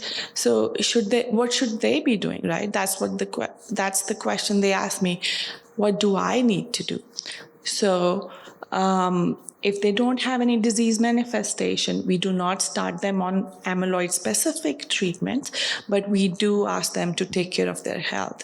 So control their blood pressure, control their diabetes if they have, lose weight if they need to, exercise, eat healthy. We talked about eating healthy. So what I tell my patients is, when you go to a grocery store, just stay around the corners, okay? Just not in the aisles, okay? When you go around the corner, you get fresh fruits and vegetables, you get your dairy, and you get your protein, and you come out. So canned foods has lots of preservative and lots of salt in all the foods we have. That's not good for us. So if you need to use vegetables, I recommend frozen vegetables to be used and fresh fruits. And so just around, and you'll walk, you'll get your exercise. All right, next slide. Okay, so just control your risk factors is what an important take-home point from this is. Even if you do not have symptoms, but if you have a genetic variant, just control your risk factors. Next slide. Okay, so at UAB, we have a cardiogenomics program, which is specifically targeted for inherited cardiac diseases, so which includes cardiac amyloidosis. We take care of patients who have hypertrophic cardiomyopathy, familial hyperlipidemia. They have arrhythmias, long QT syndromes, and other genetic problems. So we have help from our genetic counselors who are there with us in the clinic to navigate that process of how to. So they are very good at taking family history, so I let them do that for me. So they can, go through the family tree and talk to you about what are the effects of getting a genetic testing. Lots of people have questioned, okay, what will happen to my insurance? What will I get a life insurance? And how does it affect my kids? So those are important things to think about when you are trying to diagnose something which otherwise is not affecting other individuals who are getting tested. So Teresa Brown, this is her contact information. She could not be here. She really wanted to be here. She is our coordinator, and she is the lifeline of our clinic. So you can take her number, give her a call, and she will make sure that you get to see us in clinic as soon as possible. Okay. Next slide, please. And just again, let us know what's going on. We will screen, try to find out what's happening, and then help you in whatever way we can. Thank you.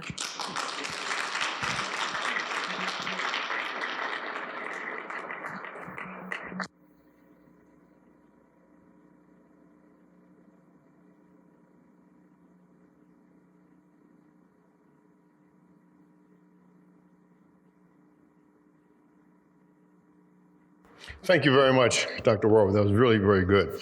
I think it's Mr. Kelvin Delcher still here. Mr. Datcher? Oh, yes, please, come on up. For those of you who don't know, Mr. Kelvin Datcher is the District 52 State Representative, and let's have a few words from you. Thank you very much, sir. Good morning. I know y'all got lunch coming, so I'm getting out the way because I don't believe in getting between people and their food, so I'm just going to say good morning. Glad to see y'all here. But I wanted to be here for a very personal reason. This past February 26th marked the 1-year anniversary of my brother's death. He was 18 months older than I was, and he had a heart attack on February 11th of last year. So while he was in the hospital there in San Francisco, the chaplain gave me this pen, and you'll see me wear it quite often, so it keeps him close to me. But also, y'all know we got to do a better job with ourselves. And I work, my day job is with the mayor's office, and we work with public safety. And we always say, if you see something, say something. Well, with your help, my doctors, Hernando Carter and his wife, Adrian Carter, my pediatrician who serves my kids, Dr. Paula Mambu, said, if you feel something, say something. And so we wait too long, and y'all know us men, we are stubborn. We don't like to go to the doctor, and our wives and friends will nag us. And then, we'll be going to the funeral home instead of going to the doctor because we didn't do what we needed to do. But it's exciting to see this many folks involved and engaged today. Hopefully we can spread the word and really change our lives. And, I gave up pork a long time ago, but that fatback, doc, I grew up in the country, y'all, so I know what it's like to have just a little bit, just a taste, as my big mama used to say. But Pastor Hamilton, it's great to have you. Thanks for having us, and you are a real visionary for hosting these kinds of programs for our community. So have a good evening. Thank you very much, Representative Datcher. Let's move on to now. I'll remind you that we still have a little time for some questions at the end. So think about something that you may or may not want to ask. And of course, at the end of the program, when we are having lunch, and it'll be after the pastor's, when he lets us out. So he'll be the thing that's holding us up from lunch, not me. But but we will have a little chance after our last speaker. I'm just saying what it is, sir. But anyway, our next speaker is Ms. Alicia Gomes. Ms. Gomes has her Bachelor of Science degree from Furman University. She has a Master of Science in Genetic Counseling and Counselor from the University of the South Carolina System. She's currently an assistant professor at the University of Alabama, Birmingham, and the School of Health Professions in the Genetic Counseling Program. She's the Director of the Industry Genetics and Genomics Certification. She is a genetic counselor at the University of Alabama at Birmingham, and she also is the Secretary of the Alabama Board of Genetic Counseling, which I imagine next year or two, you're going to be the president of that board too. I'd like to bring, Ms. Gomes is going to speak to us about genetic counseling, family history regarding genetic disorders and inherited conditions. Ms. Gomes.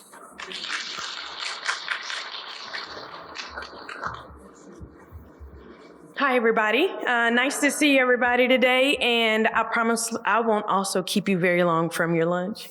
I have some slides as well.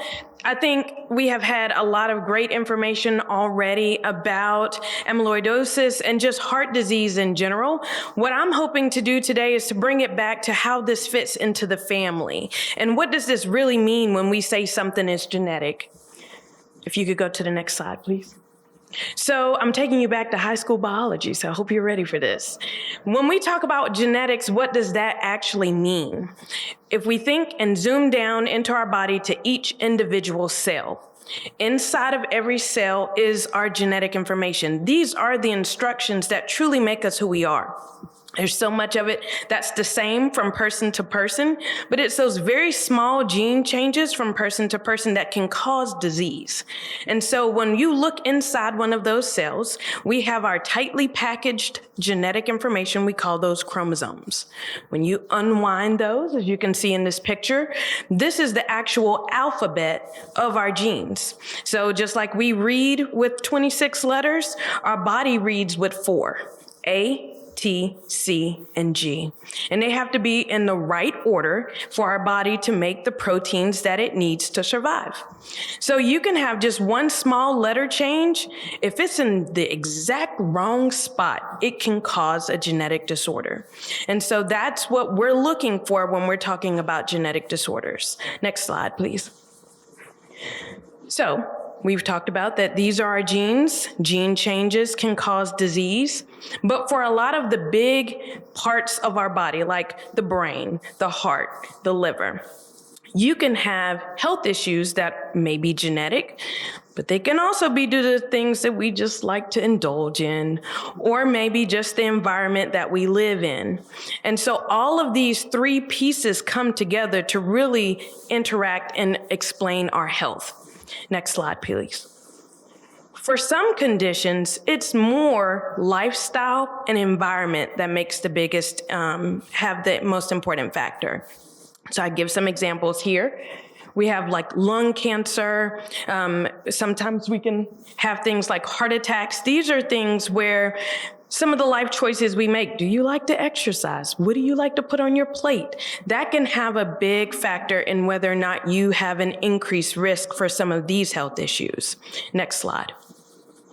But then there are other conditions where it's almost all genetic. So I think about conditions like sickle cell anemia.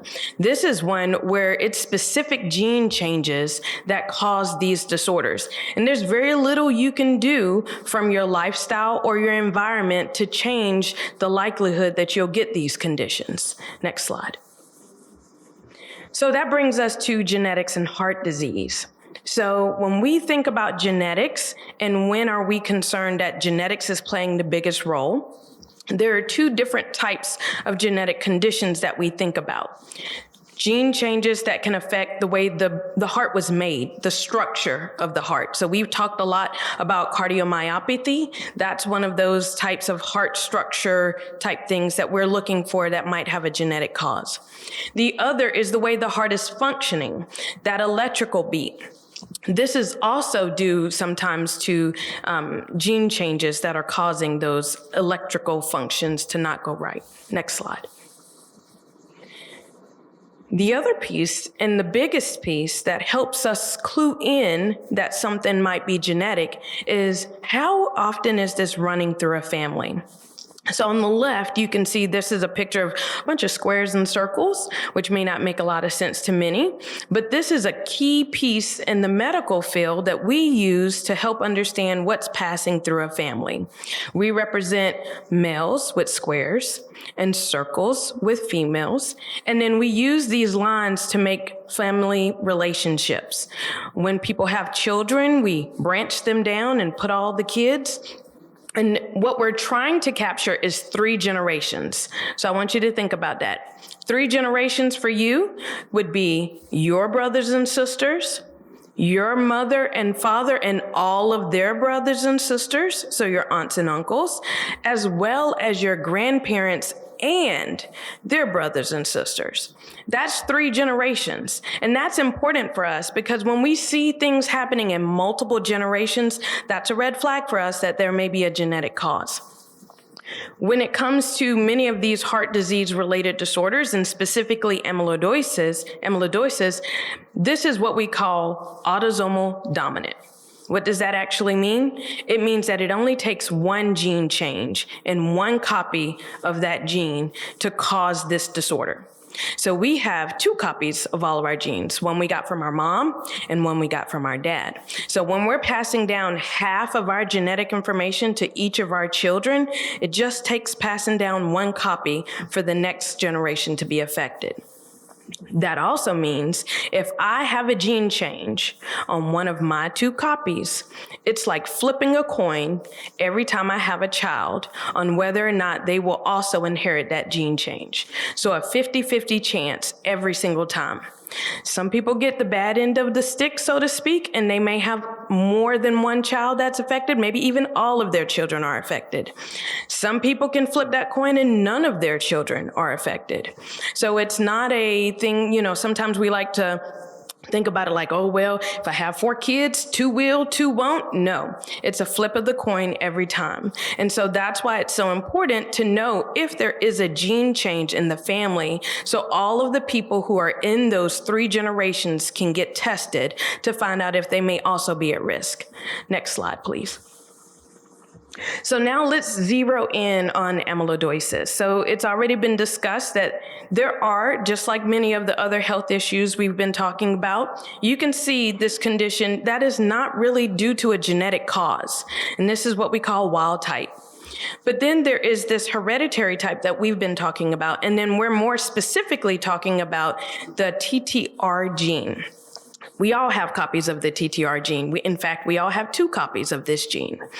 What matters is the spelling of the gene. And is there a gene change, so 1 letter that's incorrect where it should be, and that would cause this disorder. When we think about African Americans specifically, there's 1 specific gene change that you can see in 3 to 4% of all African Americans. So what does that mean? If you put 100 African Americans in this room right now, that means about 3 or 4 individuals will have this gene change. That doesn't necessarily mean, like everyone else has been saying, that these individuals already have signs or symptoms. Why is that? 2 reasons. 1 is this is an adult onset disorder. So depending on how old you are, takes into account whether or not you may start to present with signs or symptoms. 2, there's this thing we think about called reduced penetrance.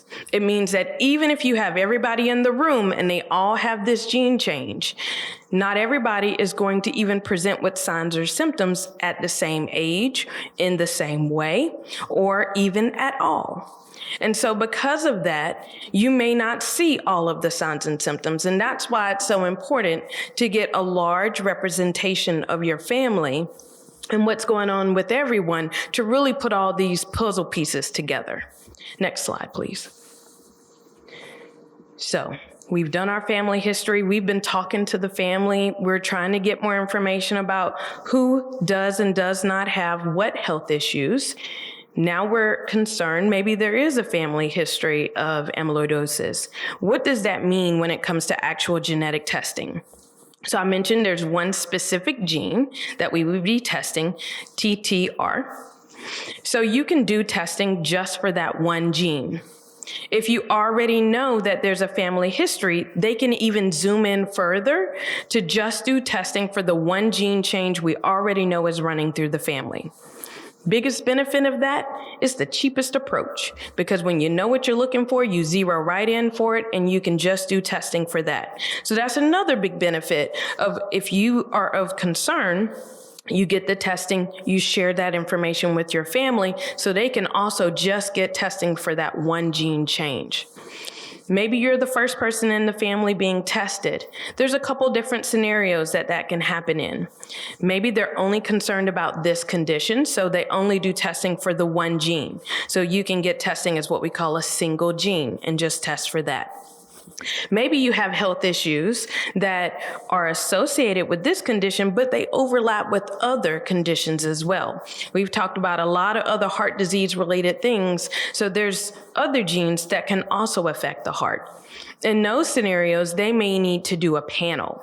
A panel means that they're testing, it could be 10 to 100 different genes in order at the same time, just as a quick way to say, do we see any gene changes in any of these genes?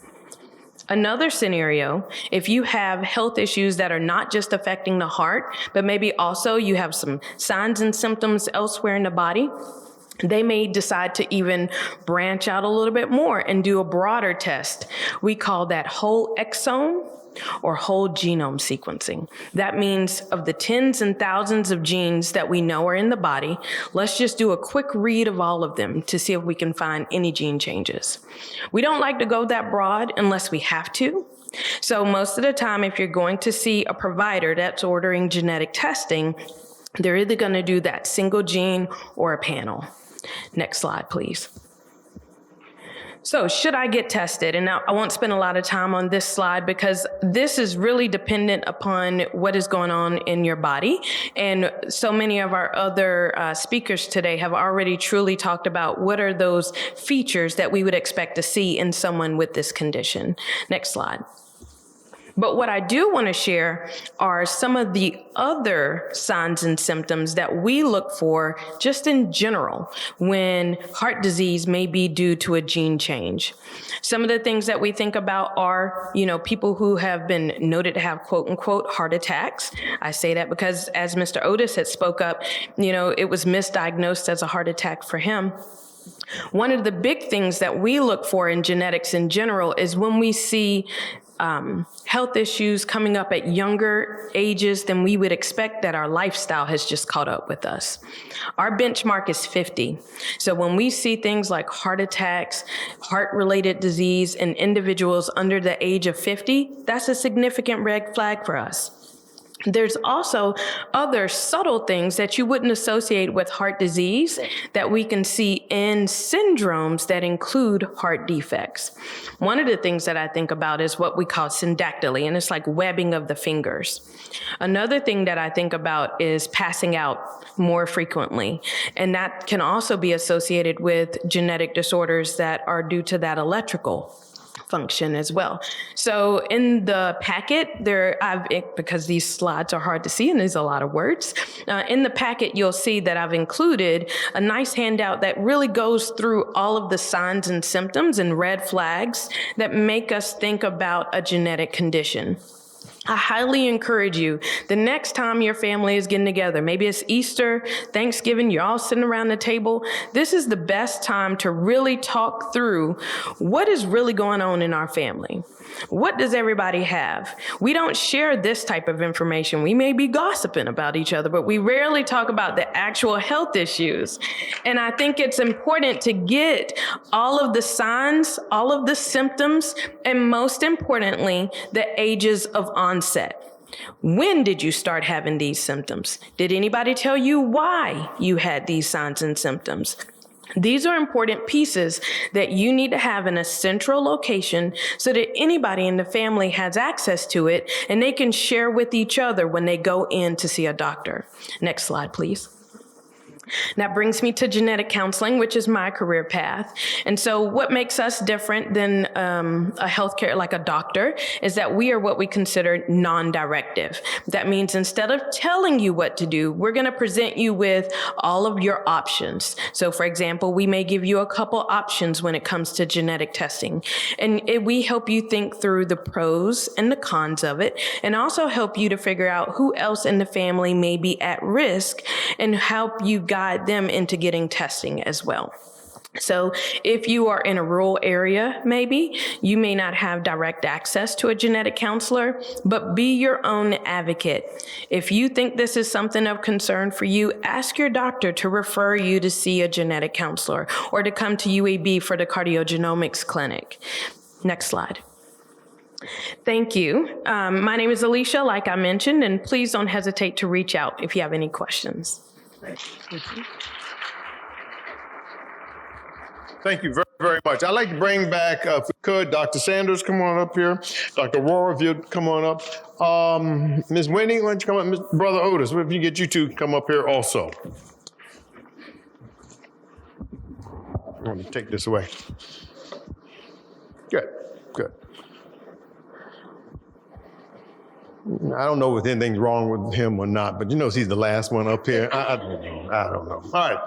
If you have written down anything, raise your hand and I'll come get the card. Otherwise, I'm sorry. Okay, so I think we got to start with one thing. We've seen this lettering TTR a couple of times. Whatever. It is a protein that is normal in our bodies, if I'm not mistaken. So tell me, what does TTR stand for? I'm going to start with you, Dr. Aurora, let you tackle this. And you got to say the word right, too. Say it 3 times in a row, and it's because it's a tongue twister. And then tell us, what does the protein actually do? Transthyretin. Mm-hmm. 3 times. Transthyretin. So it is a protein which is made in liver, and it is a normal building block of our body. So when it gets a mutation, which is a single letter change in that gene, it gets misfolded. So when it's misfolded, it does not do its purpose right. So it cannot go and fit in our building block like a Lego, where it would have if there was no misfolding. So now this misfolding makes it sticky, and it does not go where it's supposed to go, but goes everywhere else. Well, it's important for thyroid function, isn't it? Isn't it important for thyroid function? No. No? I thought it was one of those things. Back in the old days, again, I mentioned how long ago when I was in medical school that we talked about that being a protein that was carrying around for thyroid. And we looked at it in terms of thyroid function. But okay, not anymore. Told me, didn't she? Very politely, I might add. All right. I want to ask one other question. Are we making the diagnosis? Karima, tell me. Are we making the diagnosis more now, or are we seeing the disease more?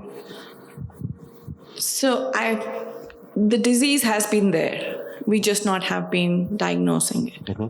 So, and again, it's education, awareness.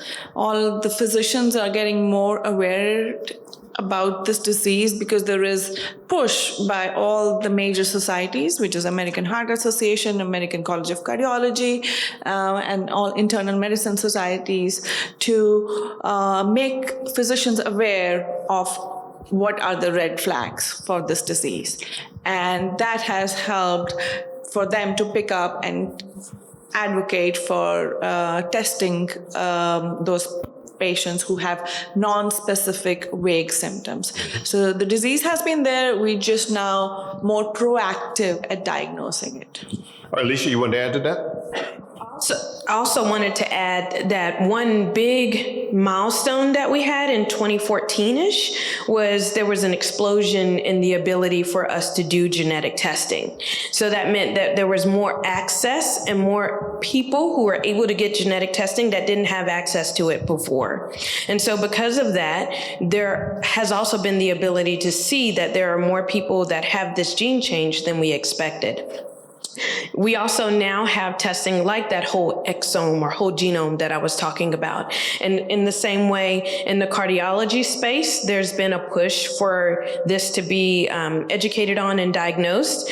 Also in the genetic space, it's one of those gene changes, even if you're getting testing for something else. If you're getting whole exome or whole genome, this is on the list of gene changes that they will report on no matter what. So I want to add Yes, on ma'am. to that. So I have a patient who had the genetic testing done a few years ago, and there was nothing diagnosed, but she still continued to have symptoms. We went back and did it again, and she was positive for TTR. So I want to emphasize that if you've had genetic testing once and didn't find anything, the technology is changing so fast that it doesn't mean that you stop advocating, that it's possible that we just didn't have technology to pick it up 5 years ago, but now we can. So that's an important point to keep in mind. Mr. Leonard, Ms. Childs, you went and told your family to go get tested. How did you broach that, and what was their initial reception?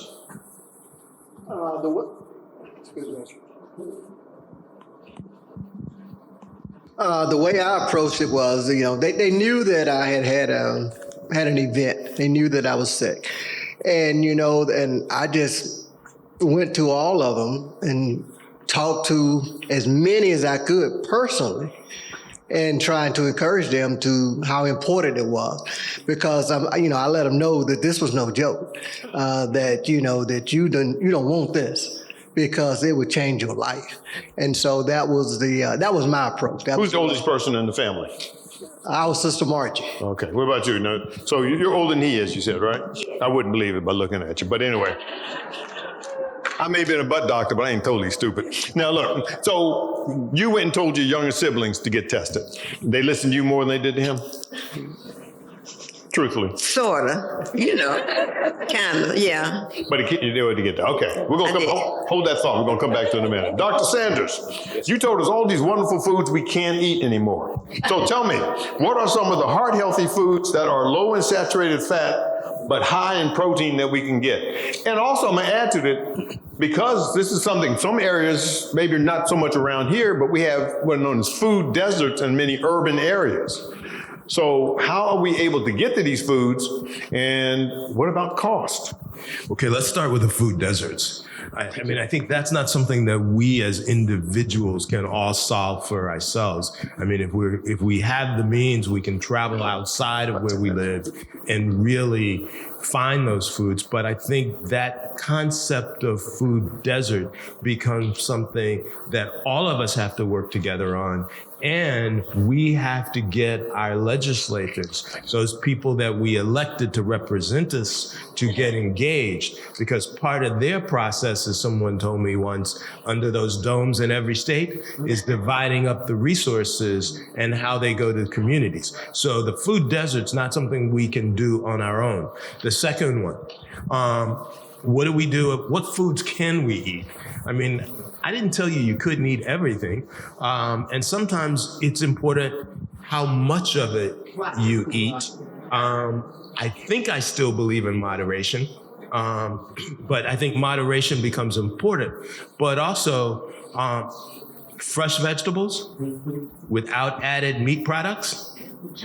That includes, I'm at the point where that includes turkey sometimes too, in terms of adding it to all of our vegetables. So vegetables without meat, in today's world, we call it Googling. You can go on the internet. There are enough people out there that are doing healthy food that I think you can find things that you can cook. You can find recipes for greens that don't have meat that taste good. I believe it. And if you're gonna eat meat, fish is good. Plant-based proteins. I think the one thing that you have to be kind of careful about are things like palm oil, coconut oil, because those have high saturated fats, but other olive oil, other things are good for you. So it's really about finding the things that are good.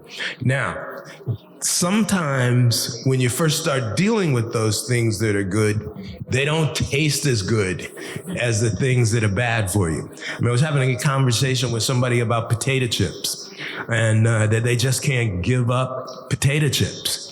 Well, there are other snacks that are equally as easy to deal with, but they're healthier. And so when you sit, and I'm going to say one more thing. Okay, so you say, I'm going to eat salad. Well, that's where the type of salad dressing you use come into play. Because if that salad dress, I'm going to be honest, if that salad dressing tastes too good, it's probably got some stuff in it that you don't need. And you know, it takes a while to get used to that vinaigrette. But give yourself some time, because that's what's good for you. I'm not eating vinaigrette, forget it. I'm not doing that, but I will tell you, if you're gonna have your salad, toss it in there, get a tablespoon and toss it. Don't just put it on the top. Right. Mix it up in there, all right? So you don't have to worry about that vinaigrette stuff, because I'm not gonna do it. All right, now, a question for you also, Dr. Sanders, if you be brief on this one. All right, because this is combining a couple of questions. Should our primary care physicians be aware enough to make this diagnosis, or do we have to go see somebody like Dr. Aurora?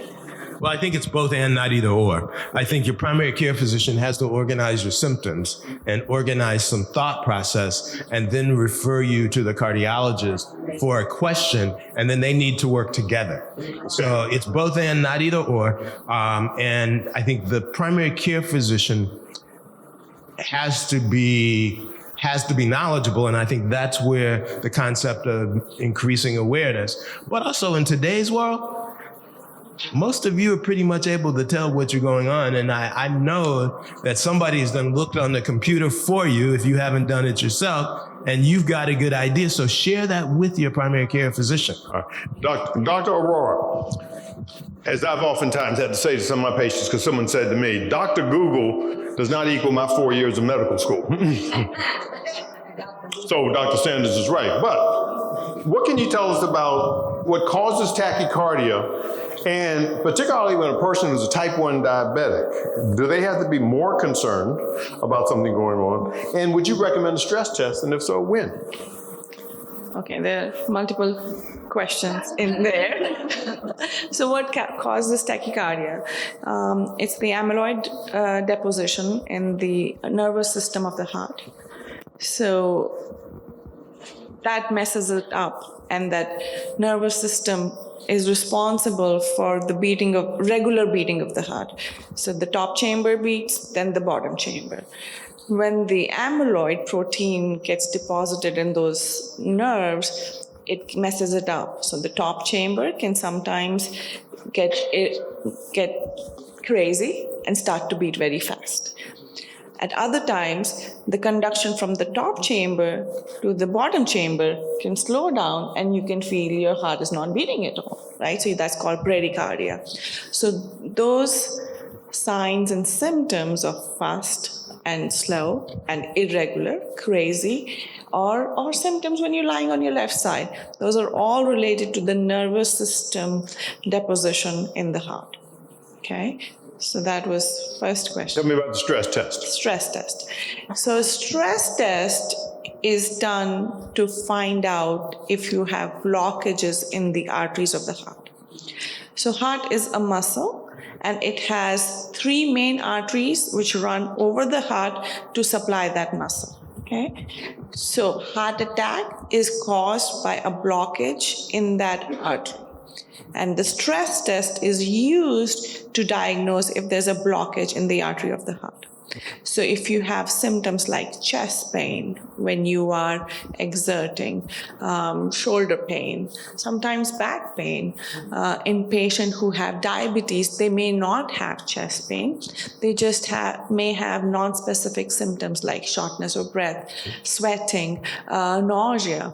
So those symptoms, if you have those, and if you let me know, or any other, or Dr. Sanders, we would say, okay, let's see, maybe there's some blockage in the artery of the heart. So we will start with the stress test, which is, stress tests are a few different types. One is we can make you exercise on a treadmill and take pictures of the heart. If you are unable to do that, we can do a chemical stress test.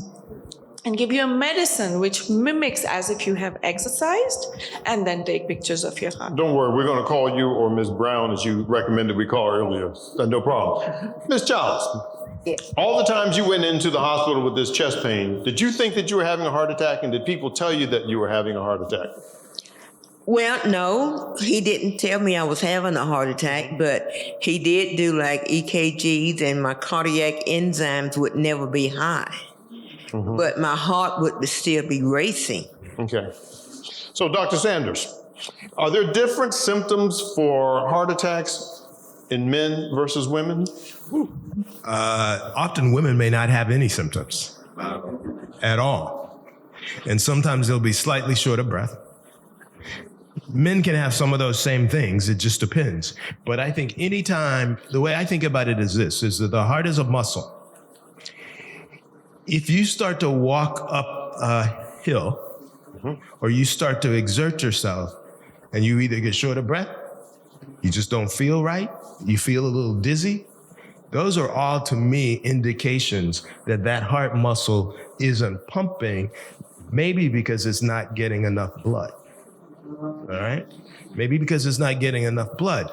But interestingly enough, I think as we've heard, all of these symptoms relate to heart disease, but don't necessarily tell you which heart disease it is. So I think rather than trying to figure out sometimes for me as a patient what the disease is, it's better to know the symptoms.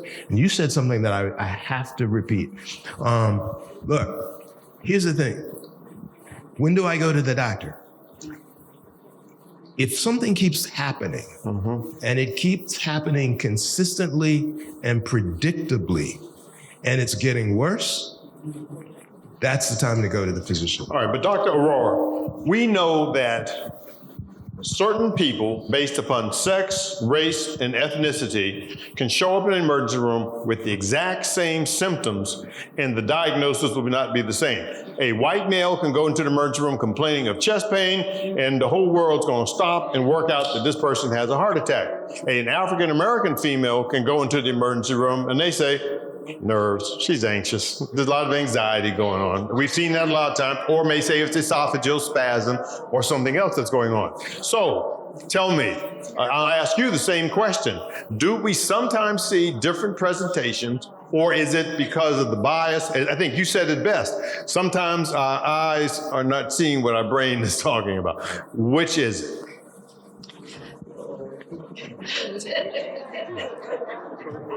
The symptoms can vary from person to person as well, not just men and women, but in between individuals as well. My angina may not look like your angina. So being your advocate is the most important thing we need to learn from today's meeting, that we have to be persistent about what we are feeling. Like if you feel it, you say it. I think that I like that one. I'm going to take it and tell all my patients. But it can be variable. But if we are working any complaint in the way we should, so if you come to ER, if we're getting an EKG done, if we are getting lab tests done, which is troponin and other enzymes, then we should be able to diagnose what's going on. Yes, Dr. Sanders. I can't let that one go. I gave it to you first. No. I want to go back. You presented it a different way. Yes. And that is that people who look differently, white men, white women, black men, can go to the doctor with the same symptoms. And based on how I, as the physician, interprets that, or what my biases are, what I bring to the table as to what I think about that person, can get you in trouble. So that's why I said in the beginning, if your doctor doesn't listen to you, then you need to get up and find another one. Now, I'm going to share a very personal story. When I first started practicing medicine, I found it very difficult to care for people my age because I didn't want them to be sick. because I didn't want to be sick. But I had to learn how to get beyond that. And what I realized is I brought that bias to the table. So it helped me understand that study that you just referenced much better. And I think we ought to get a lot of physicians reading that study. Well, it's oftentimes said that a physician should have gray hair because it gives them wisdom beyond the years that they may actually have. Now, I know there were a couple other questions which we're going to have. I get that question asked a lot. I would never say that to a lady. Forget it. But there are a couple other questions I know we had, particularly related to diabetes and also relationship to kidneys, but we're going to have to end things up. So please, for those two questions, ask us at the end of this. I want each of you to think about it. I'll give you 1 minute to give me a quick 30-second comment that you want us all to take home with. The 30-second one. I want to remind everyone, please fill out your post-survey questions. And don't put on there something bad because that Tucson guy didn't answer my question. Don't put that down there. You just fussed at me about that. I apologize. But we will be here, so please ask if there were questions. And there was also a question about, can we take this program to other communities? And the answer to that is yes. Yes. The answer to that is yes, it can go to other communities and also back here again next Saturday. Here, but we will be available, and it's going to be online also, so if you can go take a look and tell your friends who weren't able to be here. But yes, that's a great point, and we'll try to see if we can get this to other communities. All right, I'm going to start off with you, Alicia. So what is the take-home point you want us to have? If you don't remember anything else, remember that you really need to get detailed medical history information from 3 generations. Find out what age things started in people. Find out what was the cause, if they know the cause. And make sure you share this information with other family members because it does matter. Dr. Rohr. So I want to say that you are in charge of your own health. Everyone, you can take care of your own health. So start from today, take care of what you eat, what you do, so exercise, take control of your symptoms, your medications, your doctors, and your family. Thank you. Ms. Winnie. I would say, let's talk to each other and find out what's going on with each other, and do not be afraid of a bad diagnosis, because that diagnosis could be saving your life. I have many friends that I tell about their amyloidosis when they tell me they have heart issues, and I say, have you ever been checked for amyloidosis? And they go like, no. Get checked. It's worth your time and your effort. Your health means more than that. And if you go to a doctor and he is treating you and you are not getting better, let that doctor know or find another doctor. Because I had to report back to my doctor when I got the diagnosis. And at that time, amyloidosis was not even in their database. They had to get it added and pull it up to read about what it is. So if you're not getting any better, don't stop there. Keep going. Yeah, even though Dr. Sanders was telling you about to watch out eating all those cows and beef and all that, the stuff coming that Mr. Otis is growing, that's good for us. That's safe stuff. So go. Thank you for that. I would just reiterate what I said a little earlier about listen to your body. You know your body. You know what you have been capable of doing in the past. And when you have sudden changes and those sudden changes stay persistent, it's time to go see a doctor.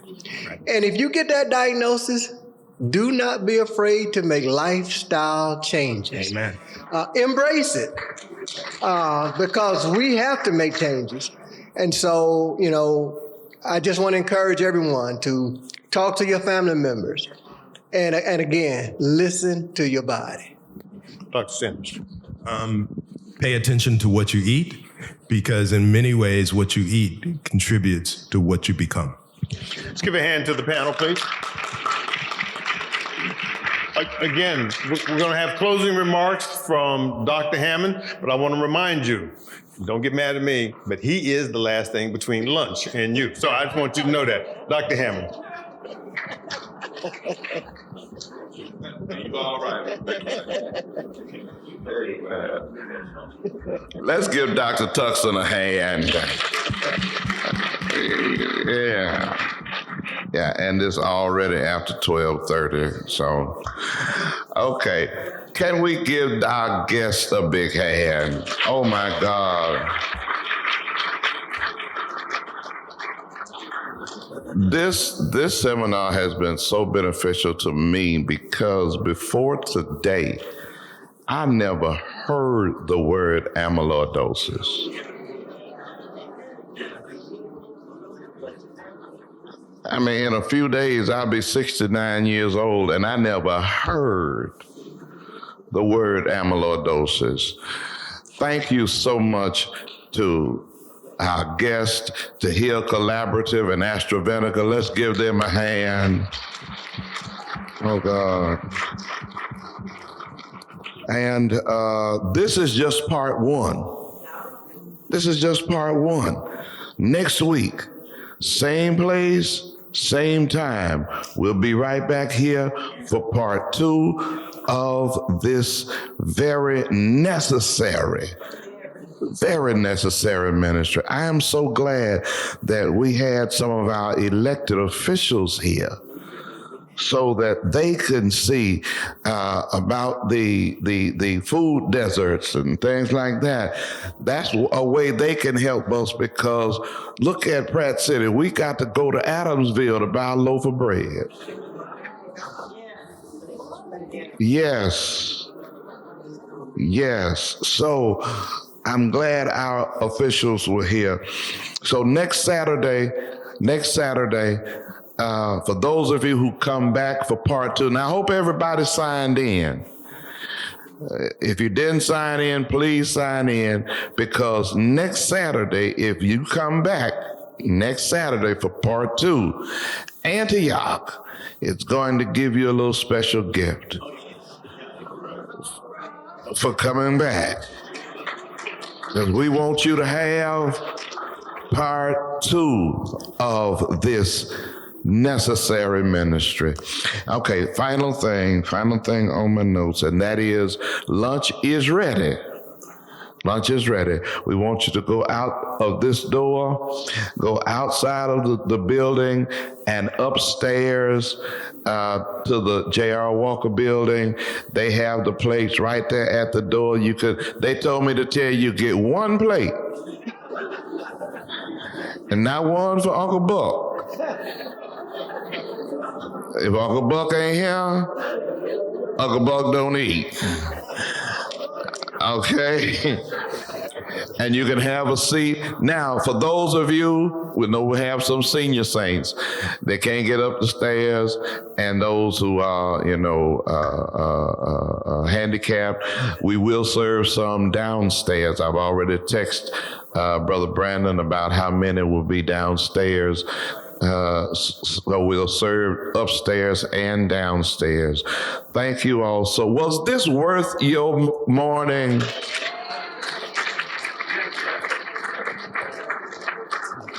And we also streamed this, and we've had people make comments on the stream. This is necessary information. I wish we had this 40 years ago.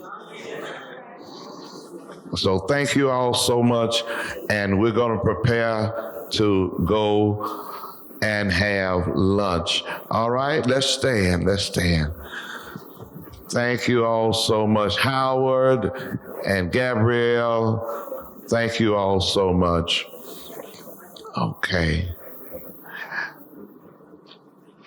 We're going to have benediction and the blessing of the food. So glad my wife made it out here today. Amen. I'm happy for that, because she's been sick all week, and she was a big girl. She came out here by herself. Amen. So glad to have you, baby. Amen. Father, thank you. Thank you, Lord. Thank you for all of the information. Thank you for the testimonies. Thank you, Lord, for everything our eyes have seen and our ears have heard. Thank you, God, for the extension of life that's going to happen to somebody because they were here today. Thank you for the better quality of life that we'll have for applying these things that we've seen and heard. Now, Lord, we pray you bless the food that has been prepared for the nourishment of our bodies. And, oh, God, we pray that you keep us this coming week and bring us back here next Saturday so that we can hear the next part of this necessary ministry. Dismiss us from this place, but never from your care. In Jesus' name, amen. All right, out this side door right here, up the stairs.